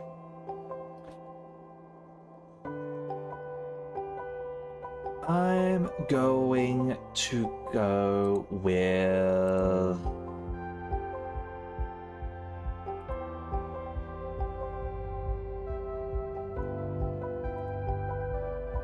I'm gonna go with indulgent. Let's go shopping!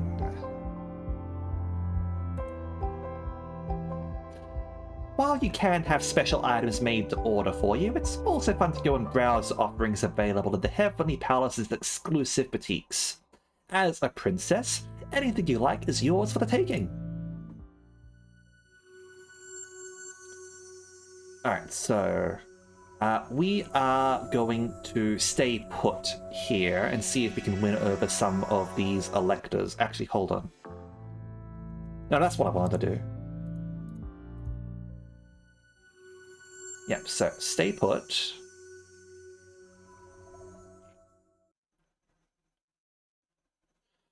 Your screen is chiming insistently. Someone on your contacts list is trying to call you. Hello? Hello, Zorana? Oh, hello, Vasily? Xenia pushes her way into view. Zorana! We're here to support you in your hour of need. Well, we're not here yet. I mean, we're here, but we're not there here. But if we could be, if you want. What? But what she's saying is that we would like to visit you in the Heavenly Palace, if that's not an imposition. You shouldn't be all alone at a time like this. And you shouldn't have to deal with entertaining us or trying to look the right amount of sad if that's just more stress for you. However, if you would enjoy the distraction, and the hugs, and the chance to show off all of your new stuff, we will happily fly out to see you. If you want to see your friends, they, at least, don't want anything political from you. Probably. You're still pretty overwhelmed with everything you need to manage here. You have time to play hostess? Absolutely! We should have a quiet visit. Don't have to have a big party or anything, just spend time with friends. I would love to have you visit, but it may not be that exciting. Everything's in turmoil around here. Fine, we're happy just to be with you. We'll see you soon. Alright. Lovely! Okay, let's save there. Honestly, delete that. Let's just keep things in order. Okay, so classes. I'm gonna learn more empathy. And spirituality. So that we've at least got a basic knowledge of being able to talk to the Pontifex. I don't know if that'll help us or anything, but I've got to try. Student level empathy, basic spirituality. You wait eagerly for your friends to disembark. Zorana! She runs up and throws her arms around you in a hug of greeting. Vasily follows more sedately, not laying a hand on you in this very public environment. How are you? Have you been sleeping okay? You look tired. What have they done to you? She fusses over your hair while you try to explain about the election and the need to assemble a team of advisors. That must be very difficult. Leave your fate in the hands of strangers you cannot trust. Yeah. Hey, that's a marvelous idea! What is? We could be your advisors! I know a lot about other galactic cultures, and Vasily knows all about art and stuff, and then you'd have people on your team that you trusted. Also, if you appoint us to your cabinet, then we'd be assigned quarters in the palace, and we could stay here longer. Otherwise, we can only visit for a tracing. How does that sound? Do we want them to come along and become advisors for us? Standard period of time in Imperial culture, equivalent to 13 days on the original Mirkan homeworld. This is the usual amount of time for a basic vacation or for carrying out any new experiment in one's life. We'll try it for a tracing. And interpret a tracing as being very similar to a term. Yep, okay. I don't know. Don't decide anything right away. We would be happy to help, even if it's only for a little while, but you have many responsibilities. If you want to make those plans, we can talk later. That's right, that's right. For now, you need to show us around your palace. All right.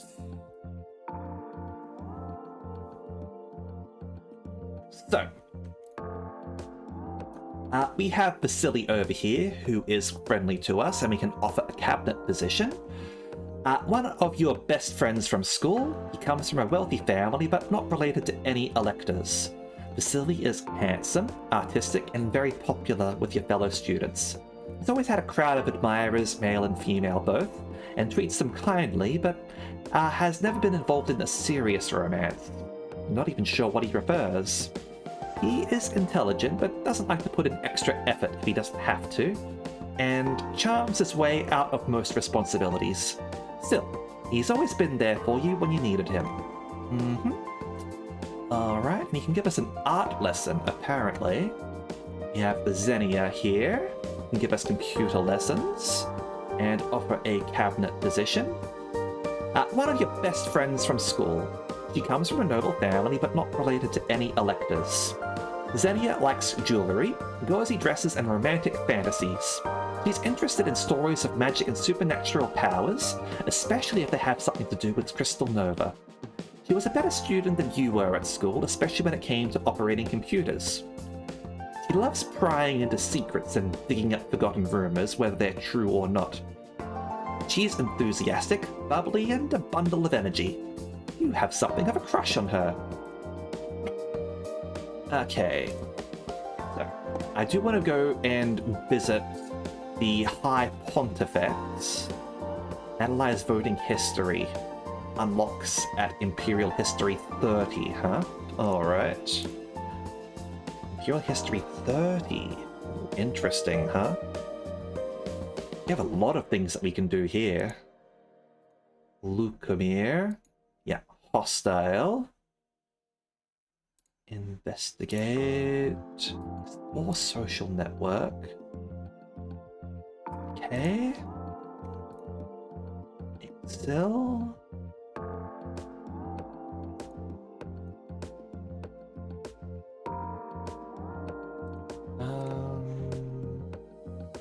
Propose engagement. And I guess to like one of her children, maybe?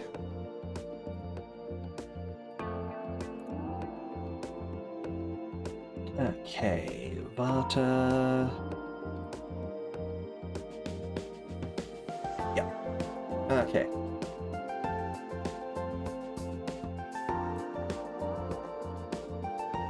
So,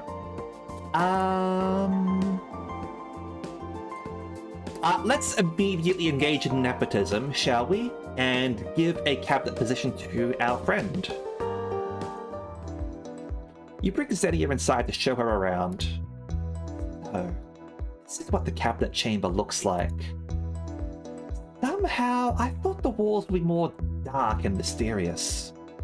Are you sure you want to join? Seated at the heart of all your secret government deals? Of course!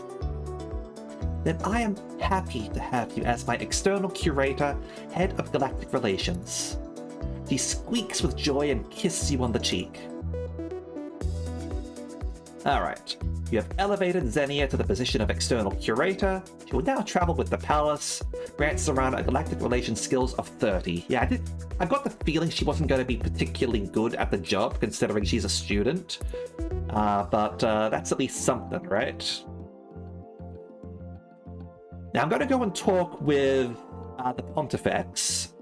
I will ask you, chat, if you think that we should give Vasily a position as well.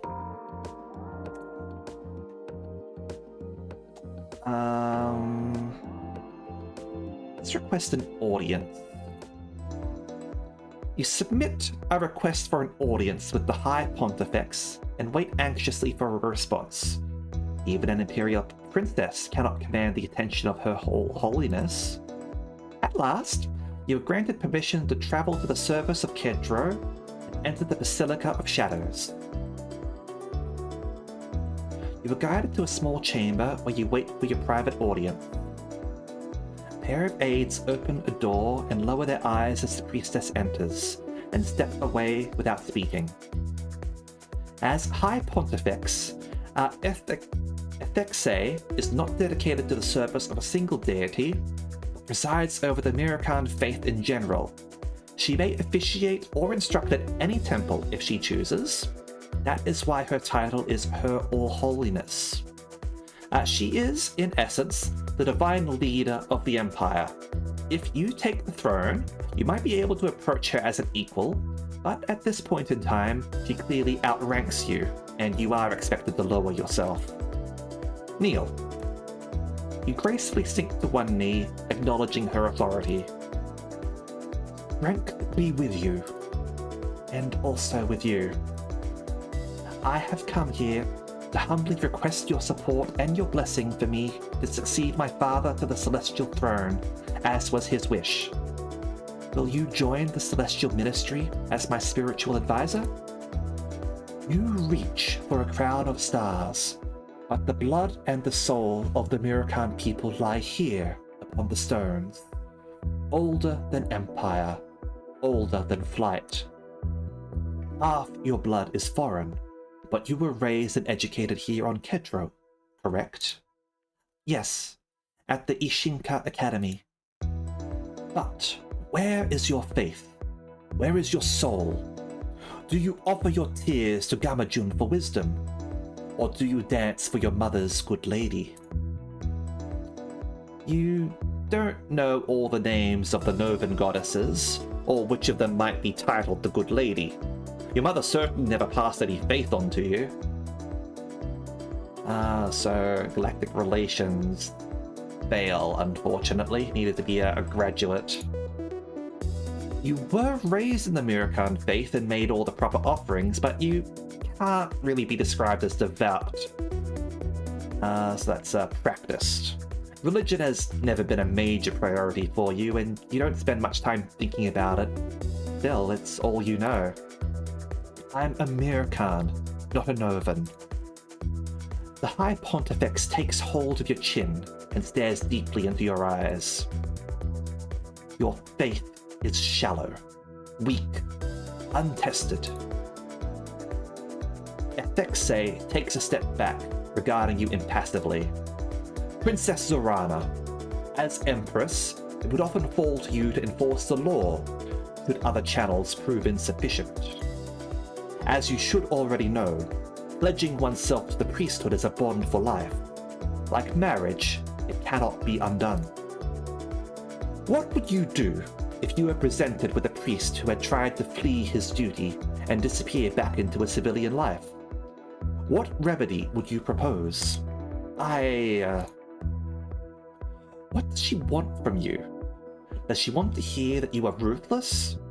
Or does she want to judge how clever you can be? Oof. Alright.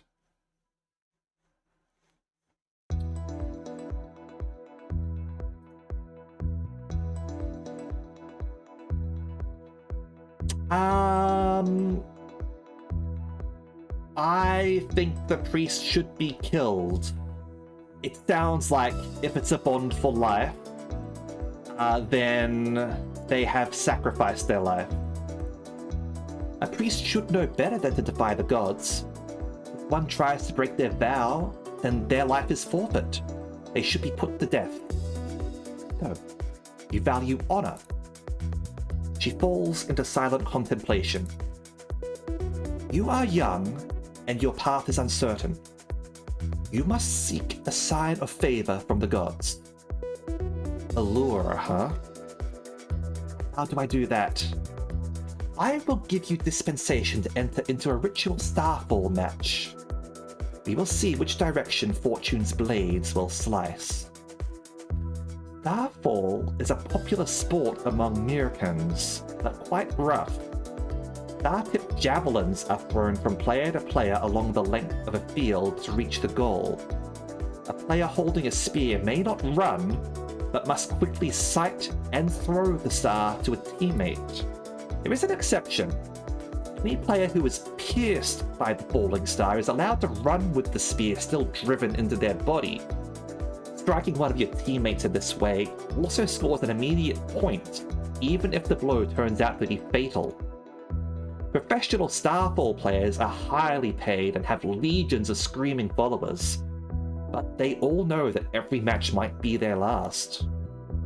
Still, the professional teams are well trained and the coaches don't want to lose their most popular draws, so most players will protect themselves and run for medical attention if needed. There aren't that many deaths, just scars. The sport is also played religiously for divination purposes, and there, the injury rate is even higher. Your academy put you all out on the field once or twice as part of your regular exercise routine, but with the star replaced by a puffball and so many special safety rules that not even no nose was broken, that's no preparation for a serious match. As for the deeper strategy of the game, you don't have a clue. Test your faith, and then return to me. Thank you, your all-holiness. It's a dangerous task, but the support of the High Pontifex could be very influential among Mirakan nobles. How badly do you want it? You sense that she probably has negative feelings about you. Lovely. Alright, well, we've got ourselves a quest to get done there, I guess. So I guess over there we can do our personal quest to get that done. It sounds like we wouldn't be able to do it right now with our skills. Like if we work up our domination, we might be able to. Possibly if we build up endurance, we might be able to just tank the javelin.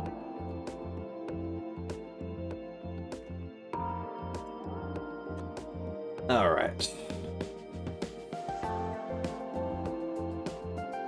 Now,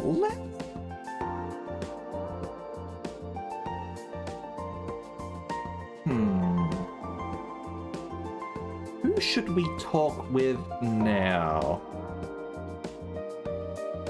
We go to Milan or Ixil, perhaps? Or is there someone else we might want to talk with?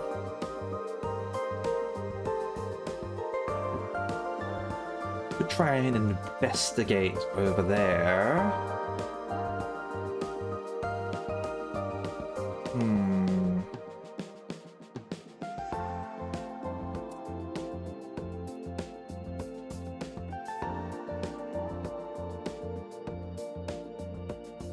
She seems nice. He seems like decent as well, but like if he's drunk, then he might have some personal flaws of his as well. So, I don't know enough about Vata.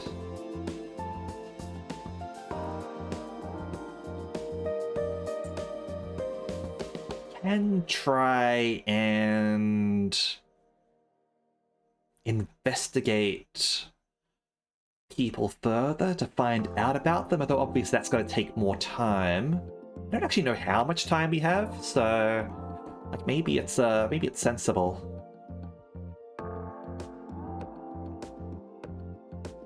Let's investigate background, shall we? We dig into the background of Ixil, Elector of Ondro. Ixil is, in many ways, an unremarkable elector. She comes from a respectable family, but not a noteworthy one. She carries out her required duties, but is rarely present in the Imperial Comitia outside of major events or strongly whipped votes. Alright, so we'll take a pause here, and we will be back in a few minutes, okay? Be right back.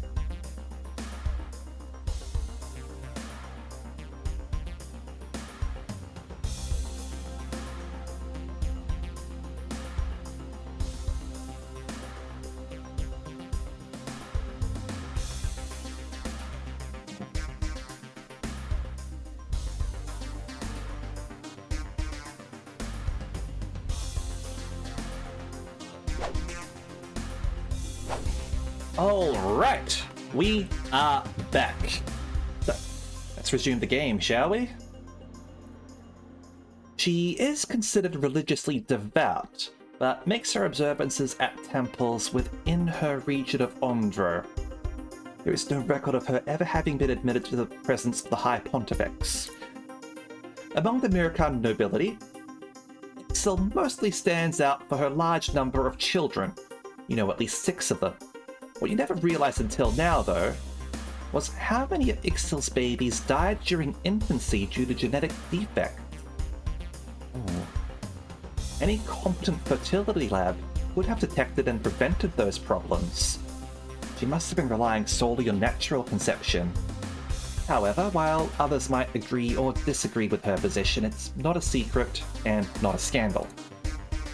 At Fair, one of Ixil's daughters attended the Ishinka Academy with you, though she is a bit older and was in a different form. You were never close friends, but you did admire her. You haven't heard anyone mention her recently. Alright. So... I'll try and become... determined or excited. I don't know how excited we have to be.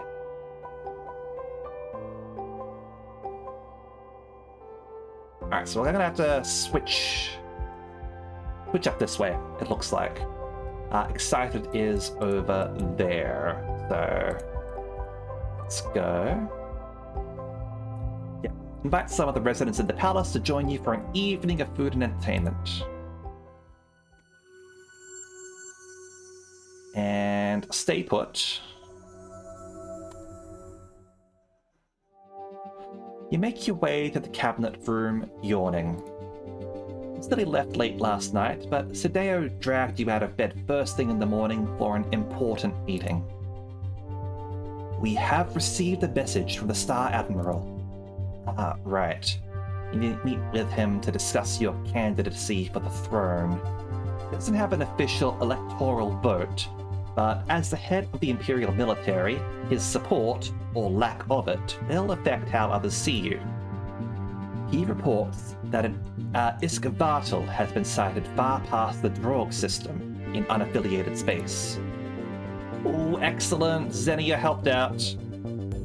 Iskavatel are something like giant space moths.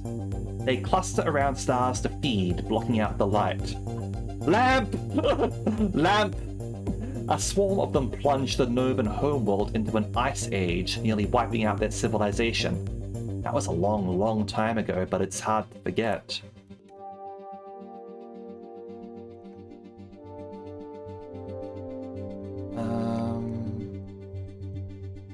Hold on.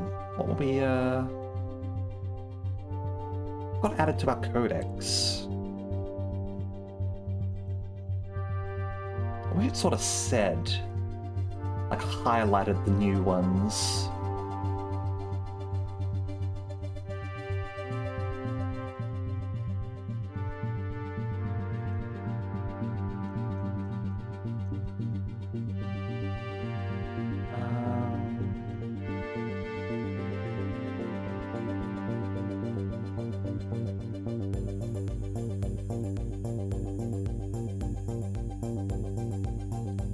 We ever actually read about the Imperial Comitia.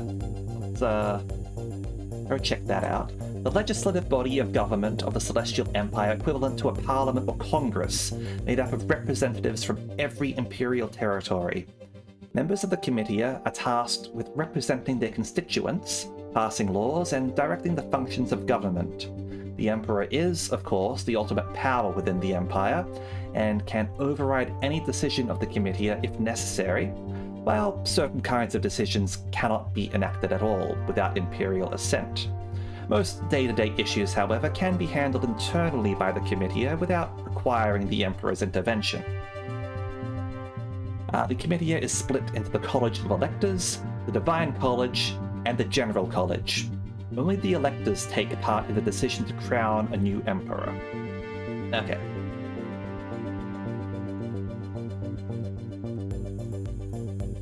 Unfortunately, as space-dwelling organisms, they're impervious to most damage and nearly impossible to kill. The creature is not currently on a direct course for Imperial space, but their movement patterns are unpredictable. It could approach Drog. It's a single Iskvartal, and the Drog system has no planets to threaten. The danger is not high.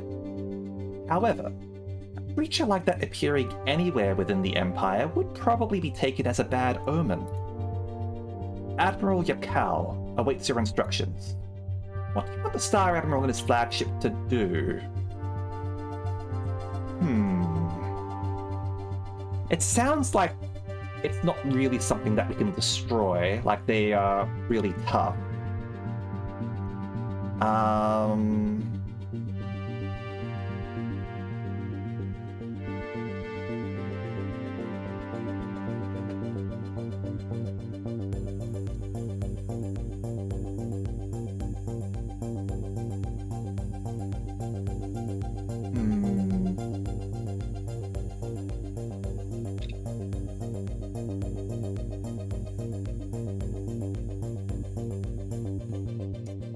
Let's say...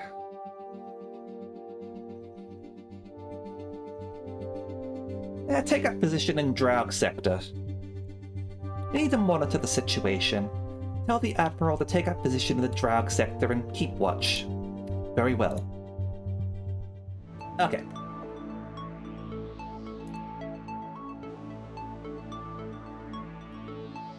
Now...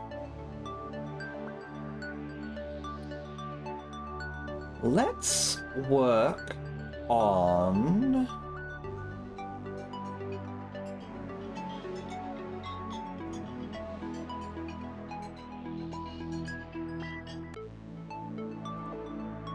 bureaucracy and etiquette. We'll build this up to 30 and then we can like maybe get like some deception or something, or start going into like endurance and sports in order to try and excited and bold, right? Interesting. Okay.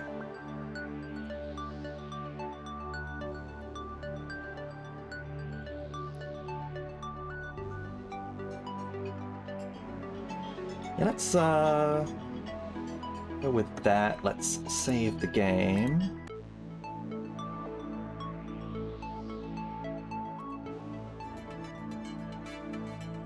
A bit of bureaucracy, some more etiquette when our student level.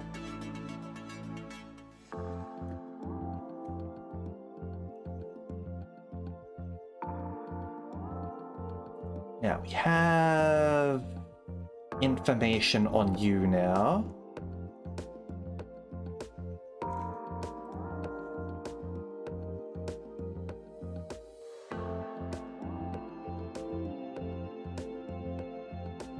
Let's take a computer lesson. See if we can build up our skills there. Xenia sits down with you for a crash course on computer handling. Operations skill increases. There we go. All right.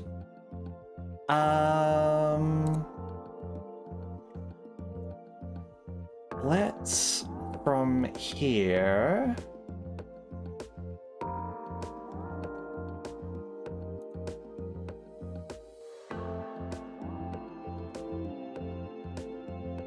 And we'll investigate you, shall we? See what's your deal. You dig into the background of Krovos, Elector of Ondro. Krovos' short life has been marked with more misfortunes even than your own. He was an only child whose parents were both killed in a transport accident. Krovos, still very young, was confirmed as the future Elector and his guardianship assigned to a minor noblewoman as regent. This new guardian chose to educate Krovos at home rather than send him to a school. As her own children were already adults, she purchased a child from an orphanage to serve as his playmate. This was considered to be a great act of charity and kindness. 2 seasons later, that child's body was found face down in the estate's Glomos pond. It was recorded as an accidental drowning, and as the child had no family to raise complaints, the case was quietly closed. Official records, however, suggest that the child had been beaten before death. More recently, the regent held a family gathering, which Krobos was not invited. He was left at home with the servants. At that gathering, a meal was served with poisonous mushrooms mixed into a salad, killing all but the regent's eldest daughter, who hated salad and didn't eat any. The courts are still debating whether the cook or the daughter is to blame, but it was not socially acceptable for her to take over Krobos' guardianship while under such a shadow. In the end, it was decided to let Krobos assume direct control of his inheritance despite his young age. Some believe Krobos to be cursed, or perhaps blessed, by the touch of death himself. Already there are small cults within his territory that revere him as an avatar. Others see him as the victim of a scheming family who hope to usurp his electoral control, only to be brought down by their own plots. In any case, his name is already so marked with suffering and scandal that it's hard to imagine any blackmail attempt having an impact. Beating the kid before drowning him in a pool, waste of time and energy. Started to doubt this dude's leadership skills. This guy's a kid. And it might have been the regent who did that. We're not sure necessarily. How you going anyway, Evan? Alright. Well, let's just continue investigating the backgrounds of people as we try to get more information on them and try and deal with them properly. I don't know if that's the right option. I don't know what time limit we've got, but this is all part of the game, right? As far as I know, this guy's an alcoholic, but he might be decent. So let's go examine Milan, shall we? We dig into the background of Milan, Elector of Kedro.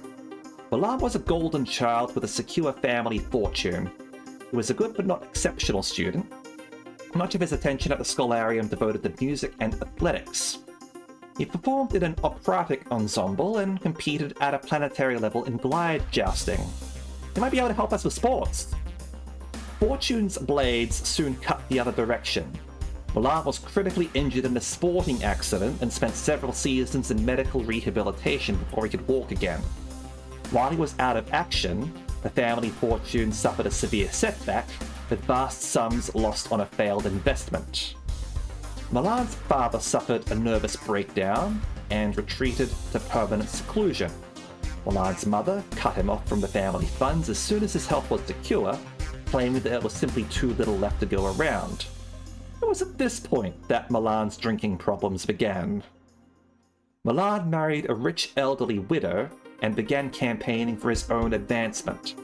He was not a hereditary elector, but won the popular support when the seat came vacant. From shattered dreams, he has rebuilt himself into personal success, but he rarely seems happy about it, especially when he's drunk. Milan has no children, but his wife has had a daughter from her previous marriage, Eterli, who is very near Milan's age. She's also married, but spends a great deal of her time alone with Milan in secret. They may be carrying on a scandalous affair. Milan's wife died just this season, which is why she did not attend your reception. Was it natural causes? It's certainly convenient for Milan and Eterli to have her out of the way. This also means that Milan is once again available for marital alliances. Proposal unlocked and blackmail unlocked. Jeez, alright. Let's go dancing. Yeah, go for some wild exertion in one of the palace's ballrooms. And we'll stay put here again. Your Imperial Highness, A request for aid has been sent to the Heavenly Palace by our embassy in Jakuk space. The Jakuk are a physically menacing species who originated on a high-gravity homeworld. They are large and strong, with dark blue skin, horned heads, and long tails which they can use like whips.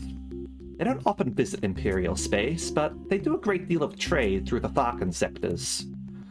They have apprehended a Tharkan merchant, a citizen of Svargus, and are holding him on charges of smuggling recreational drugs through their space, without paying the proper fees. Ooh, hello. I passed the check.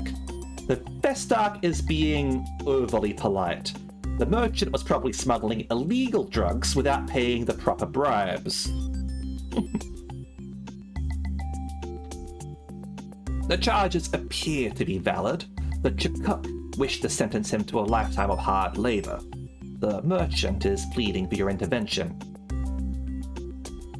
Okay, they must be very upset about the drugs. What is your response? You're obviously nowhere near the situation. What can you actually do about it? Tharkan problem. Make a threatening statement. No, that's not gonna work. Negotiate.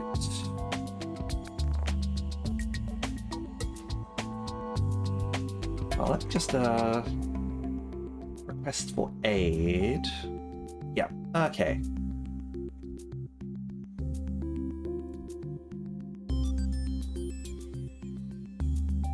I know, right? Just pay the bribes. That sounds like the correct choice to me. Maybe if you were a little bit more intelligent, we would know that they wanted the bribes, instead of just knowing that a bribe should have been paid.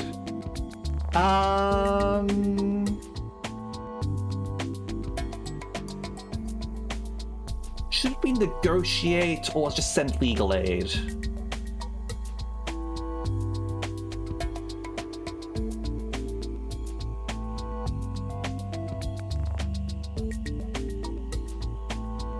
Let's send legal aid. All we can do is send a legal advocate to assist the merchant in the Jakuk court. He has to face the law. Not about to start a galactic incident, especially when he's guilty anyway. Very well. Have a good day. Alright. So. By Imperial decree, good luck. Alright, maybe if I had engaged in negotiations, I would have been able to pay the bribe.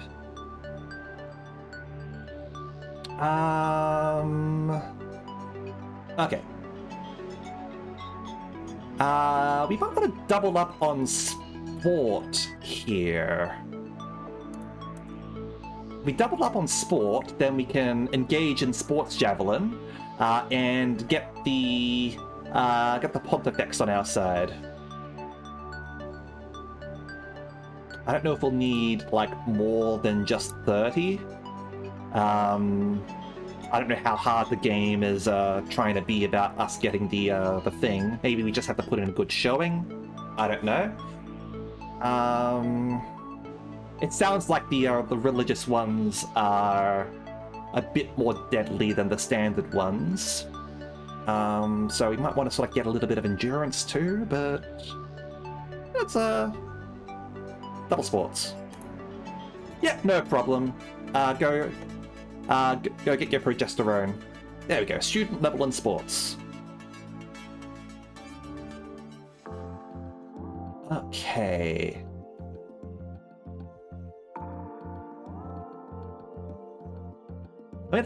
We saved, right? So let's just go see if we can do it.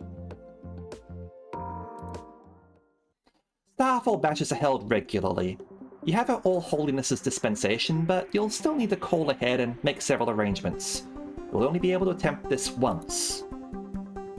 The sport is dangerous, and the ritual match even more so. The temple players don't wear helmets. If you're struck in the head, you could be killed instantly. Are you sure you're ready for this? I mean, let's get our first death, shall we? Like, we're coming up to the end of the stream anyway, right? Mood change to Daredevil. Bring it on!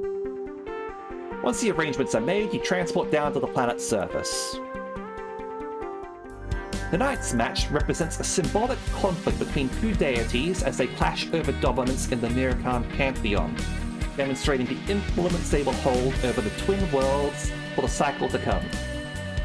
This match pits Zorana, goddess of poison, ice, and wild plants, versus Zor, god of song, construction, and the hunt.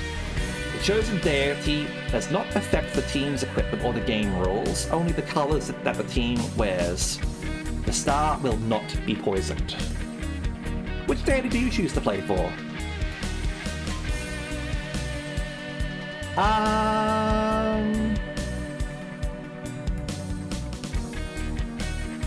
Zorana, clearly. Poison, ice, and wild plants. You put on a black bodysuit and wind yourself with green and silver ribbons.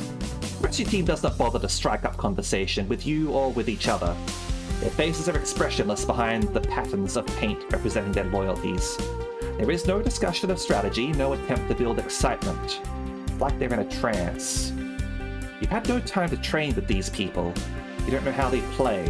Are they just going to ignore you on the field? It looks like, team or no team, you may be on your own. Aiming to impress the High Pontifex with your devotion in order to win her vote. What is your primary objective in this match?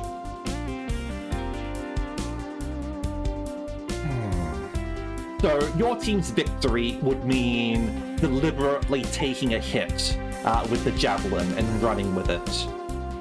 So, I'm just going to try and avoid serious injury.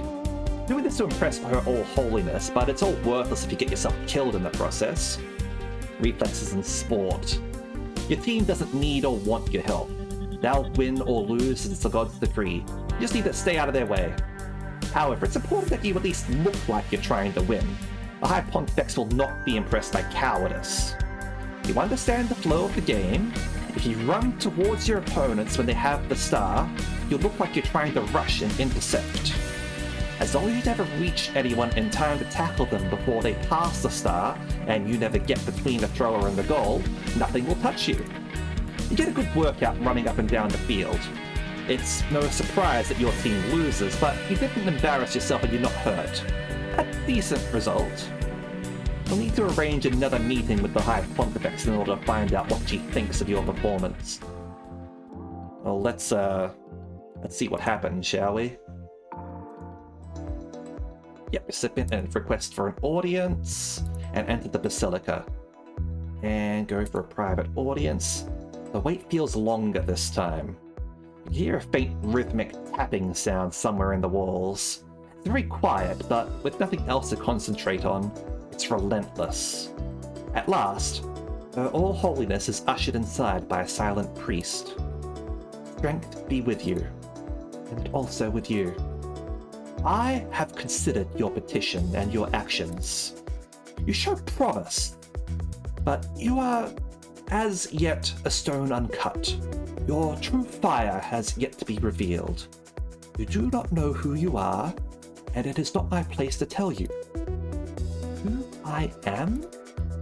What you choose, you must choose for yourself, and be judged for it without my guidance. Do not contact me again until after the election. If you are successful, I will grant you my counsel. Not very helpful right now. Thank you, Your All Holiness. What else is there to say? Sense that she probably has positive feelings about you. Good, at least. Means she might vote for me then, even if she won't advise me, so that's all right.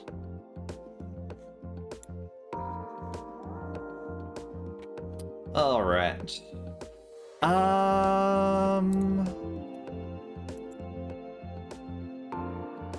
Next up.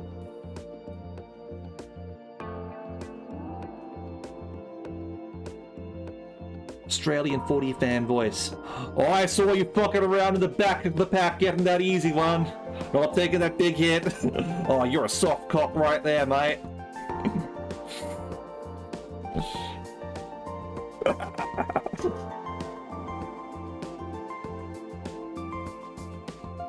Okay. Yeah, good night, Kuro.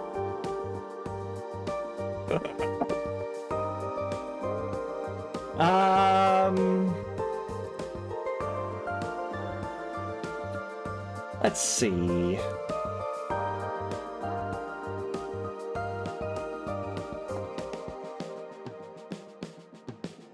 Let's go negotiate with Ixil, shall we?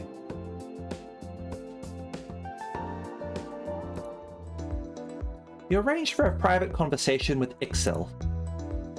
I need the support of my electors in order to formally become Empress. Will you pledge your loyalty for me? A person's vote is a private thing. I will make my decision when the time for the election comes. I do not currently wish to pledge myself in any direction. Is there anything I could do that would help you to reach a decision? Are you trying to sway my vote with a bribe? You sense that she disapproves of that idea. Absolutely not. That was not my intention. I was asking about your politics, the goals you support. I support the goals of Mirka and the Empire. Very safe statement, which tells you nothing. Of course. I hope that we will speak again later. He nods to you. Sense that she probably has positive feelings about you. Oh, we made a good impression, at least. That could have been worse. Now... is there something else that we might want to go for? Determined, excited, Daredevil, bold.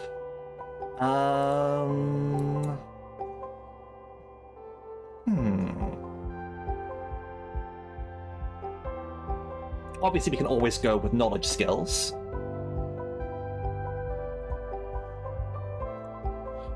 So we can go for either bold or excited. Let me check. No. Could get into combat.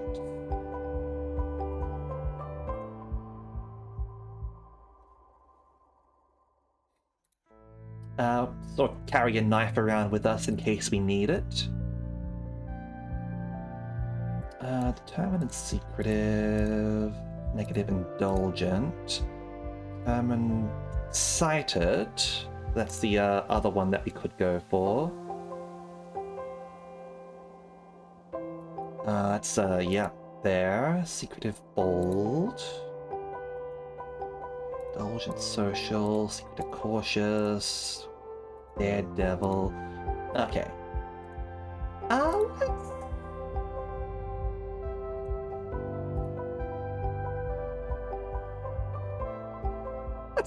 Let's go bold, shall we? Let's get into combat a little bit. You slip down to the barracks of the Imperial Guard and watch them as they train and spar with each other, in a way that you are their leader.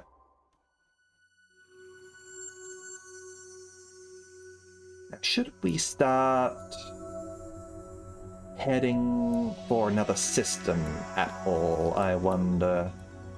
Still got to talk with everyone here, I think, so yeah, stay put. Good morning, Your Imperial Highness. We must now discuss the matter of the Jubilee holiday, celebration of my father's birth star rising. As we officially have no Emperor at the moment, it would not be unreasonable to postpone the Jubilee until after a successful election. The Jubilee is an Empire-wide holiday. Many businesses are closed and the necessary workers receive overtime pay. Removing a holiday from the calendar would disrupt plans and finances. We can't have that. We could maintain the current schedule and celebrate in honor of Emperor Dragosen on turn 28. Or, using your position as the Emperor's daughter, you could move the Jubilee to match your own birth star on turn 15. That could help cement my position as the next ruler in the eyes of the Empire. Or, It might appear presumptuous of me. What are your commands? Keep our father's jubilee, I think. Let's keep things stable. The jubilee should celebrate my father's birth star. I will make a note of it. Alright. So, let's study the blade. And let's study some science, shall we?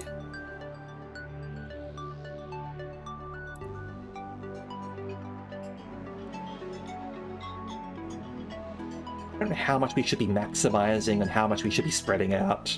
Oh, that's sort of like the interest of like a new game, right? Anyway, I'll save here. There we go. Okay.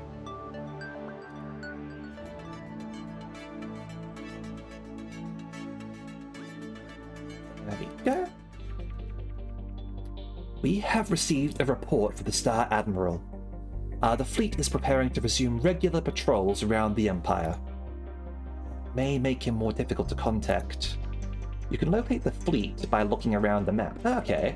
Your Highness, I need your input on a matter of security. A largely unimportant matter, but one that you might wish to exercise discretion while handling. A visitor to the palace, a Huracan laborer, became publicly intoxicated and made a nuisance of himself. Among other things, he was loudly shouting that Emperor Dragosin had been murdered. By your hand. What? Obviously drunken nonsense, but as it concerns your reputation, you may wish to take a personal hand in the matter. You have him in custody awaiting your decision. Obviously you did not murder your father. Is it possible that someone did? Does Huracan know anything? Is there truth in the wine, or is it just drunken rambling?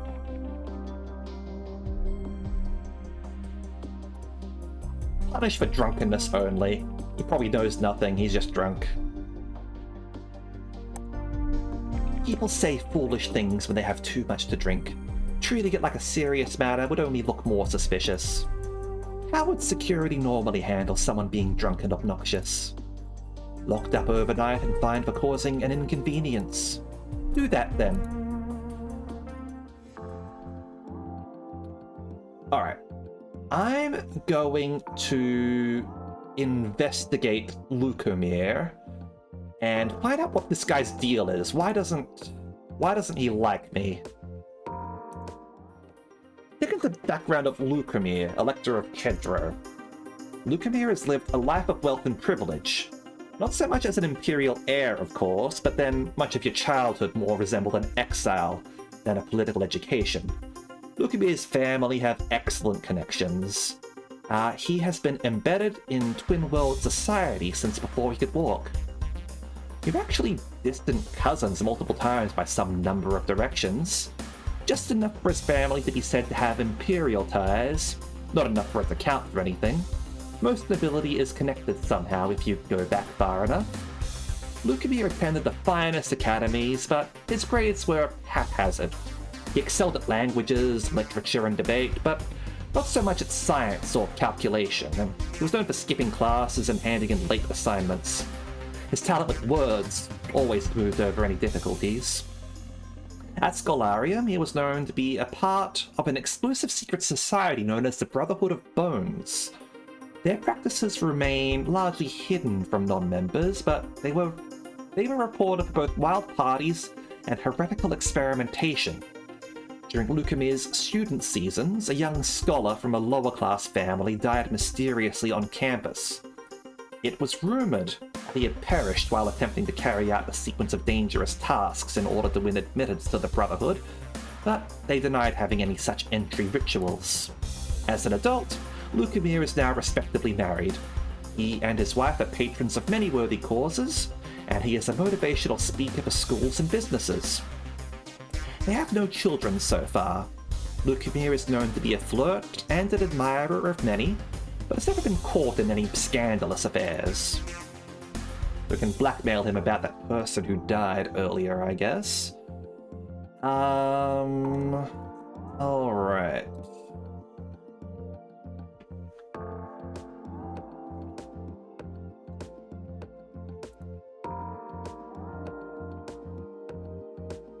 And let's investigate Varta. Dig into the background of Varta, Elector of Ondro. Varta is an older male with a reputation for calmness, wisdom, and common sense. He is often regarded as a mediating influence, capable of helping different factions reach agreement on issues. He has never married and has no acknowledged children. Varta does have a long-term romantic partner, a male Murthan who is neither spouse nor concubine. Private records show that they once investigated a marriage license, but were determined to be genetically incompatible and unable to produce legitimate children together. Interesting. Two males can produce legitimate children together, I guess through like genetics, and they like have like a test tube baby perhaps? Despite these difficulties, they have remained together for many Phythons, and neither has been seen to take on any other romantic involvement. Varta once borrowed a large sum from his district's tax funds to use for personal home redevelopment. When questions were raised about this, he apologized and paid back the money. No charges were ever filed, but there are hints that a few bribes may have been paid to avoid closer scrutiny. Alright. Well, mostly seems sensible. Maybe we can negotiate with Varta and see if we can get his vote. Let's go. Yep, so private conversation. I need the support of my electors in order to formally become Empress. Will you pledge your loyalty to me? Of course. I'm happy to make that promise. Thank you. I look forward to seeing your influence on the Empire to come. There we go. Thanks, Varta.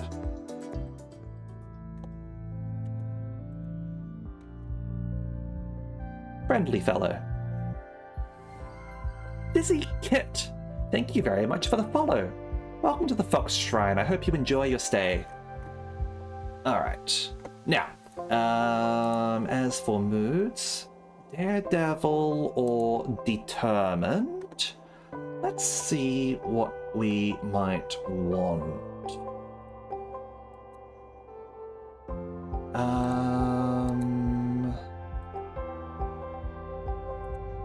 We'll get reflexes up. Daredevil or Determined. Engineering, maybe get some like repair and invention underway? Haven't had any checks for that yet, but that could certainly come up in the future. Okay.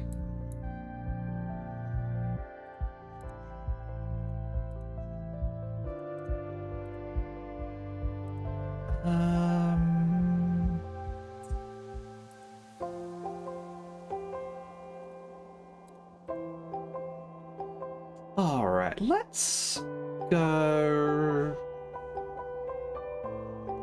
back this on Kickstarter. Oh yeah, I backed it on Kickstarter as well. I deliberately didn't play like the beta or anything like that. And this is my first time playing it. It's definitely quite interesting, considering like you got a fair bit more freedom and choices to make with the fact that you sort of gotta go contact people and investigate them and all that sort of stuff. It's a little bit overwhelming, but definitely interesting. Like Hanako's done a great job with this so far. Let's go Determined. Yeah, healthy body supports a healthy mind.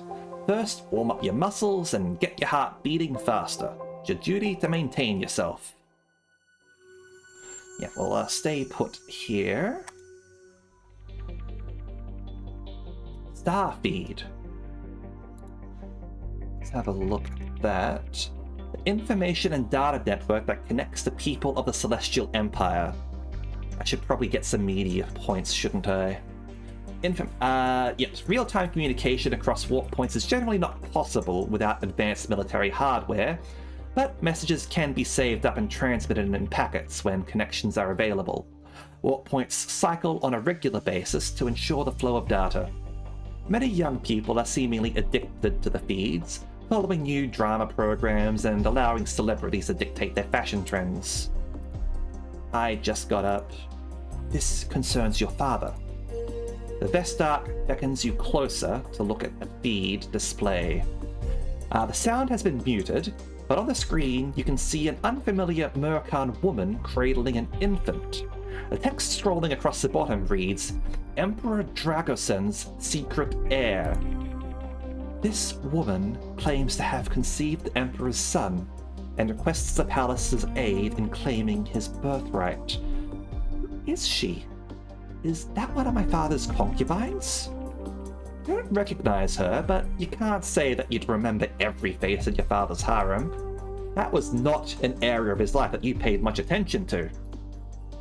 No, an unmarried woman of common family and middling income. She apparently came into contact with the Emperor during one of his visits to Ondro. The child's genetics have not yet been verified. Even if her story is true, if she's not a wife or a concubine, and the child was never officially acknowledged, and it wasn't, your father's will was quite clear that he has no son now. Such a baby has no birthright to claim. Under Imperial law, family is a matter of contract and obligation, not genes. Many children are not genetically related to one or even both of their parents. Children can be conceived artificially. Yeah, that's what I was sort of thinking with the whole fact that those two guys were genetically evaluated to be incompatible. Genes can be edited before birth. Someone finds an unscrupulous doctor, genes can even be stolen.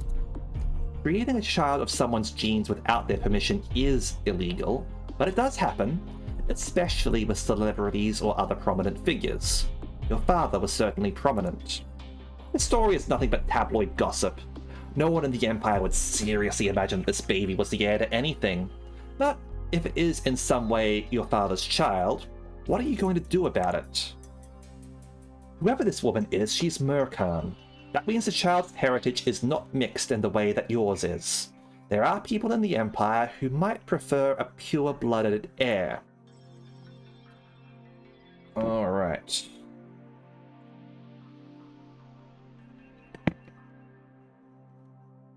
Ignore the story. It's nothing but sensationalist scandal chasing, bad journalism.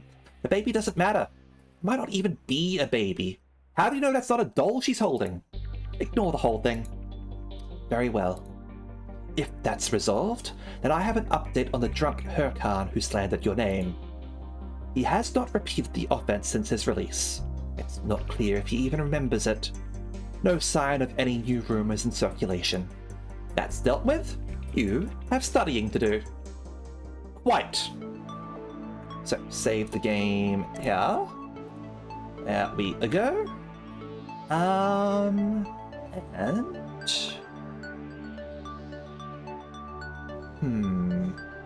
Alright, I feel like we're gonna have to learn some media here.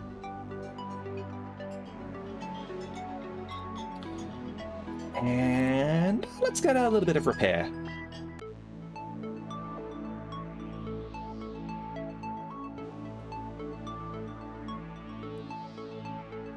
Just the basics. At least for now. Okay, there we go.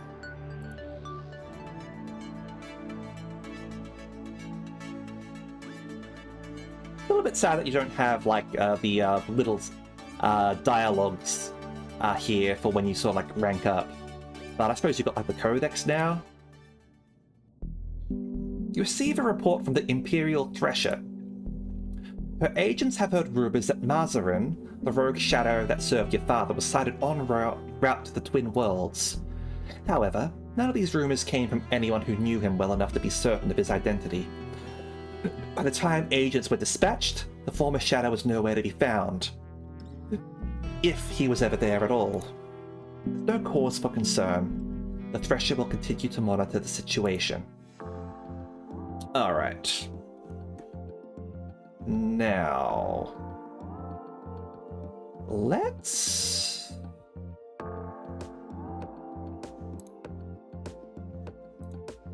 Could still be small add-ons. Possibly. Like right now, they're just in the process of like fixing up bugs and the like, which is fair enough.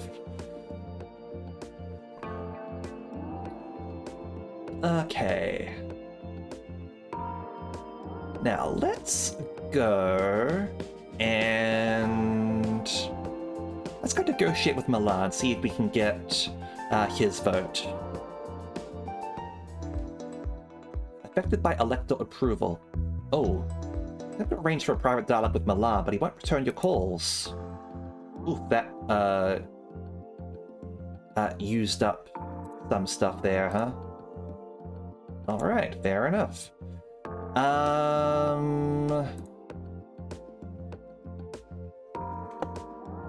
Krovos? You arranged for a private conversation with Krovos. I need the support of my electors in order to formally become Empress. Will you pledge your loyalty to me? Huh? Apparently you're being too formal for him to understand. I want to know if you've made up your mind to vote for me in the election. If you're happy to make that promise, then I can count you as one of my supporters. If you're not satisfied yet that I should be Empress, and I want to know if there's anything I can do differently to change your mind. Ah, I see. He thinks for a split. To prove yourself worthy of becoming Empress, you must seek the blessing of death. You must come to Ondro, to my holding on the edge of the Dacrian's jungle, and carry out a ritual of devotion. What sort of ritual? It is a sacred mystery. You cannot know what the test is until you face it. Your agent said that there were cults worshipping Kravos as an aged avatar of death. Is he trying to make you join his splinter religion? If you survive the ritual, then I will know that you have been chosen. Survive? You must gaze into the face of death without flinching. So, you have to claim that you could die, otherwise it wouldn't count as you facing death. Call me when you are ready to pass the gauntlet. Waves his hands in front of his face and quickly cuts the connection. He probably has positive feelings about me. Jeez, what the fuck, Kravos? Alright. And let's investigate Zolot. You dig into the background of Zolot, Elector of Kedro. Zolot's father never married. Zolot was the only was the only child of his favorite concubine, a winged beauty of unknown family. Zolot was a pampered child raised to use his looks for his advancement, and as an adolescent, married a much older man who is now deceased. Zolot's inheritance and control of the electoral seat has been challenged by his elder half-sister Sertra in a bitter rivalry since childhood. Many cycles, Zolot has been engaged in a scandalous romance with one of Sertra's concubines. He has repeatedly offered to buy the boy's contract and been denied. Recently, Zolot proposed marriage to Svetka, a woman from a respectable Murakan family. She accepted and a lavish ceremony is being planned. However, his intended bride is actually Sertra's lover, whom Zolot has lured away as part of a scheme against his half-sister. Wow, that's fucking messed up, right? Zolot's plans are unclear, but the odds are high that this wedding, if it actually happens, will lead to some dramatic confrontation between the rival siblings. Alright. Excuse me. Secretive, eh?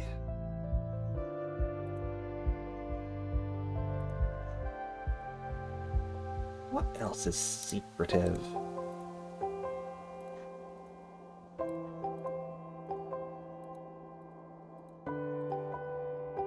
spaceships is secretive, apparently.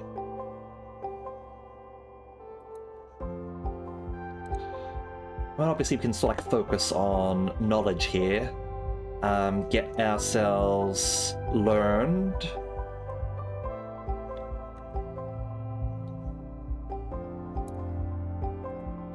And social, eh?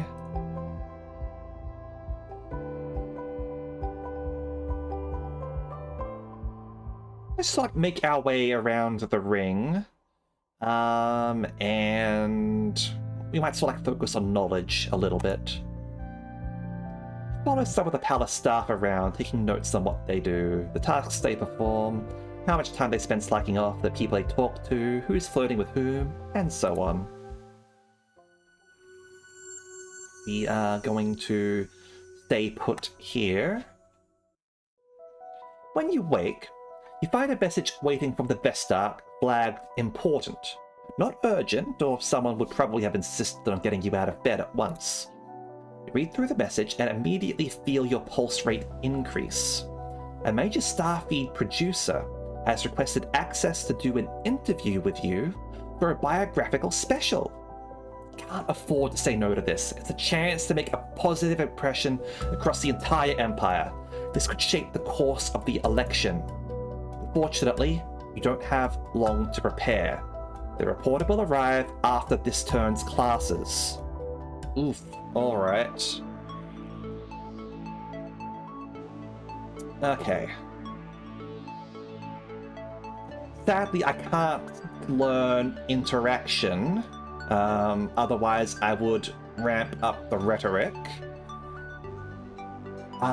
In that case, I think we might just have to go straight into media. So, going to save here, and go media. And the interview will serve as a means to like wrap up the stream, I guess. So let's do that. You learn how to make statements that will immediately be distributed empire-wide by the press. You can now denounce an elector, which will please their enemies and alienate their allies. Alright. It's time for your big interview. What impression do you want to give to your empire? How do you want the people to think of you? Ah, fuck.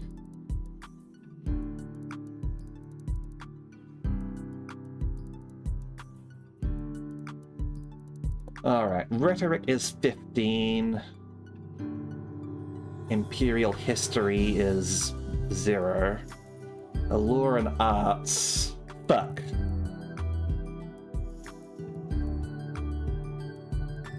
I guess we're doing rhetoric, huh? We talk for a while about the importance of the Emperor as a source of continuity.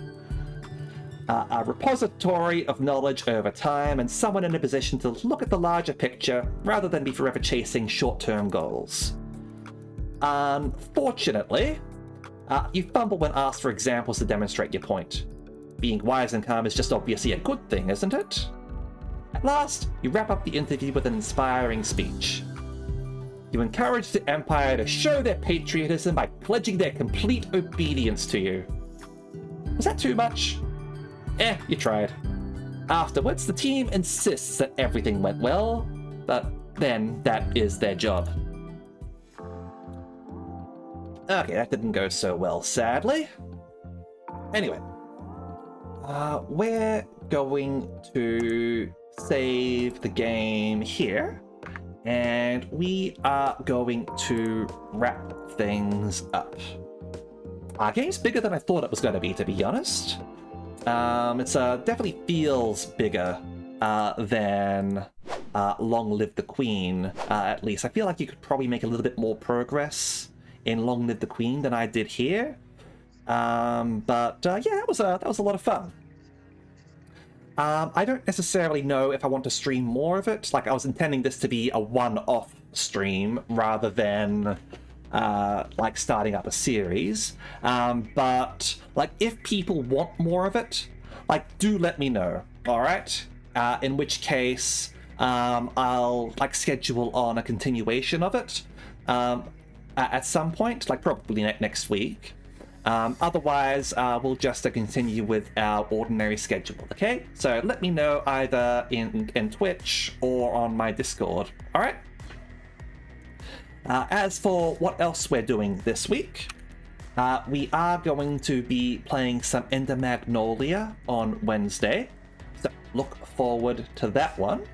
Yeah, that'll be it for the week, because as I said before, I do have a fairly busy week, unfortunately. So yeah, that's just how it is. But we'll see what we can do next week. All right?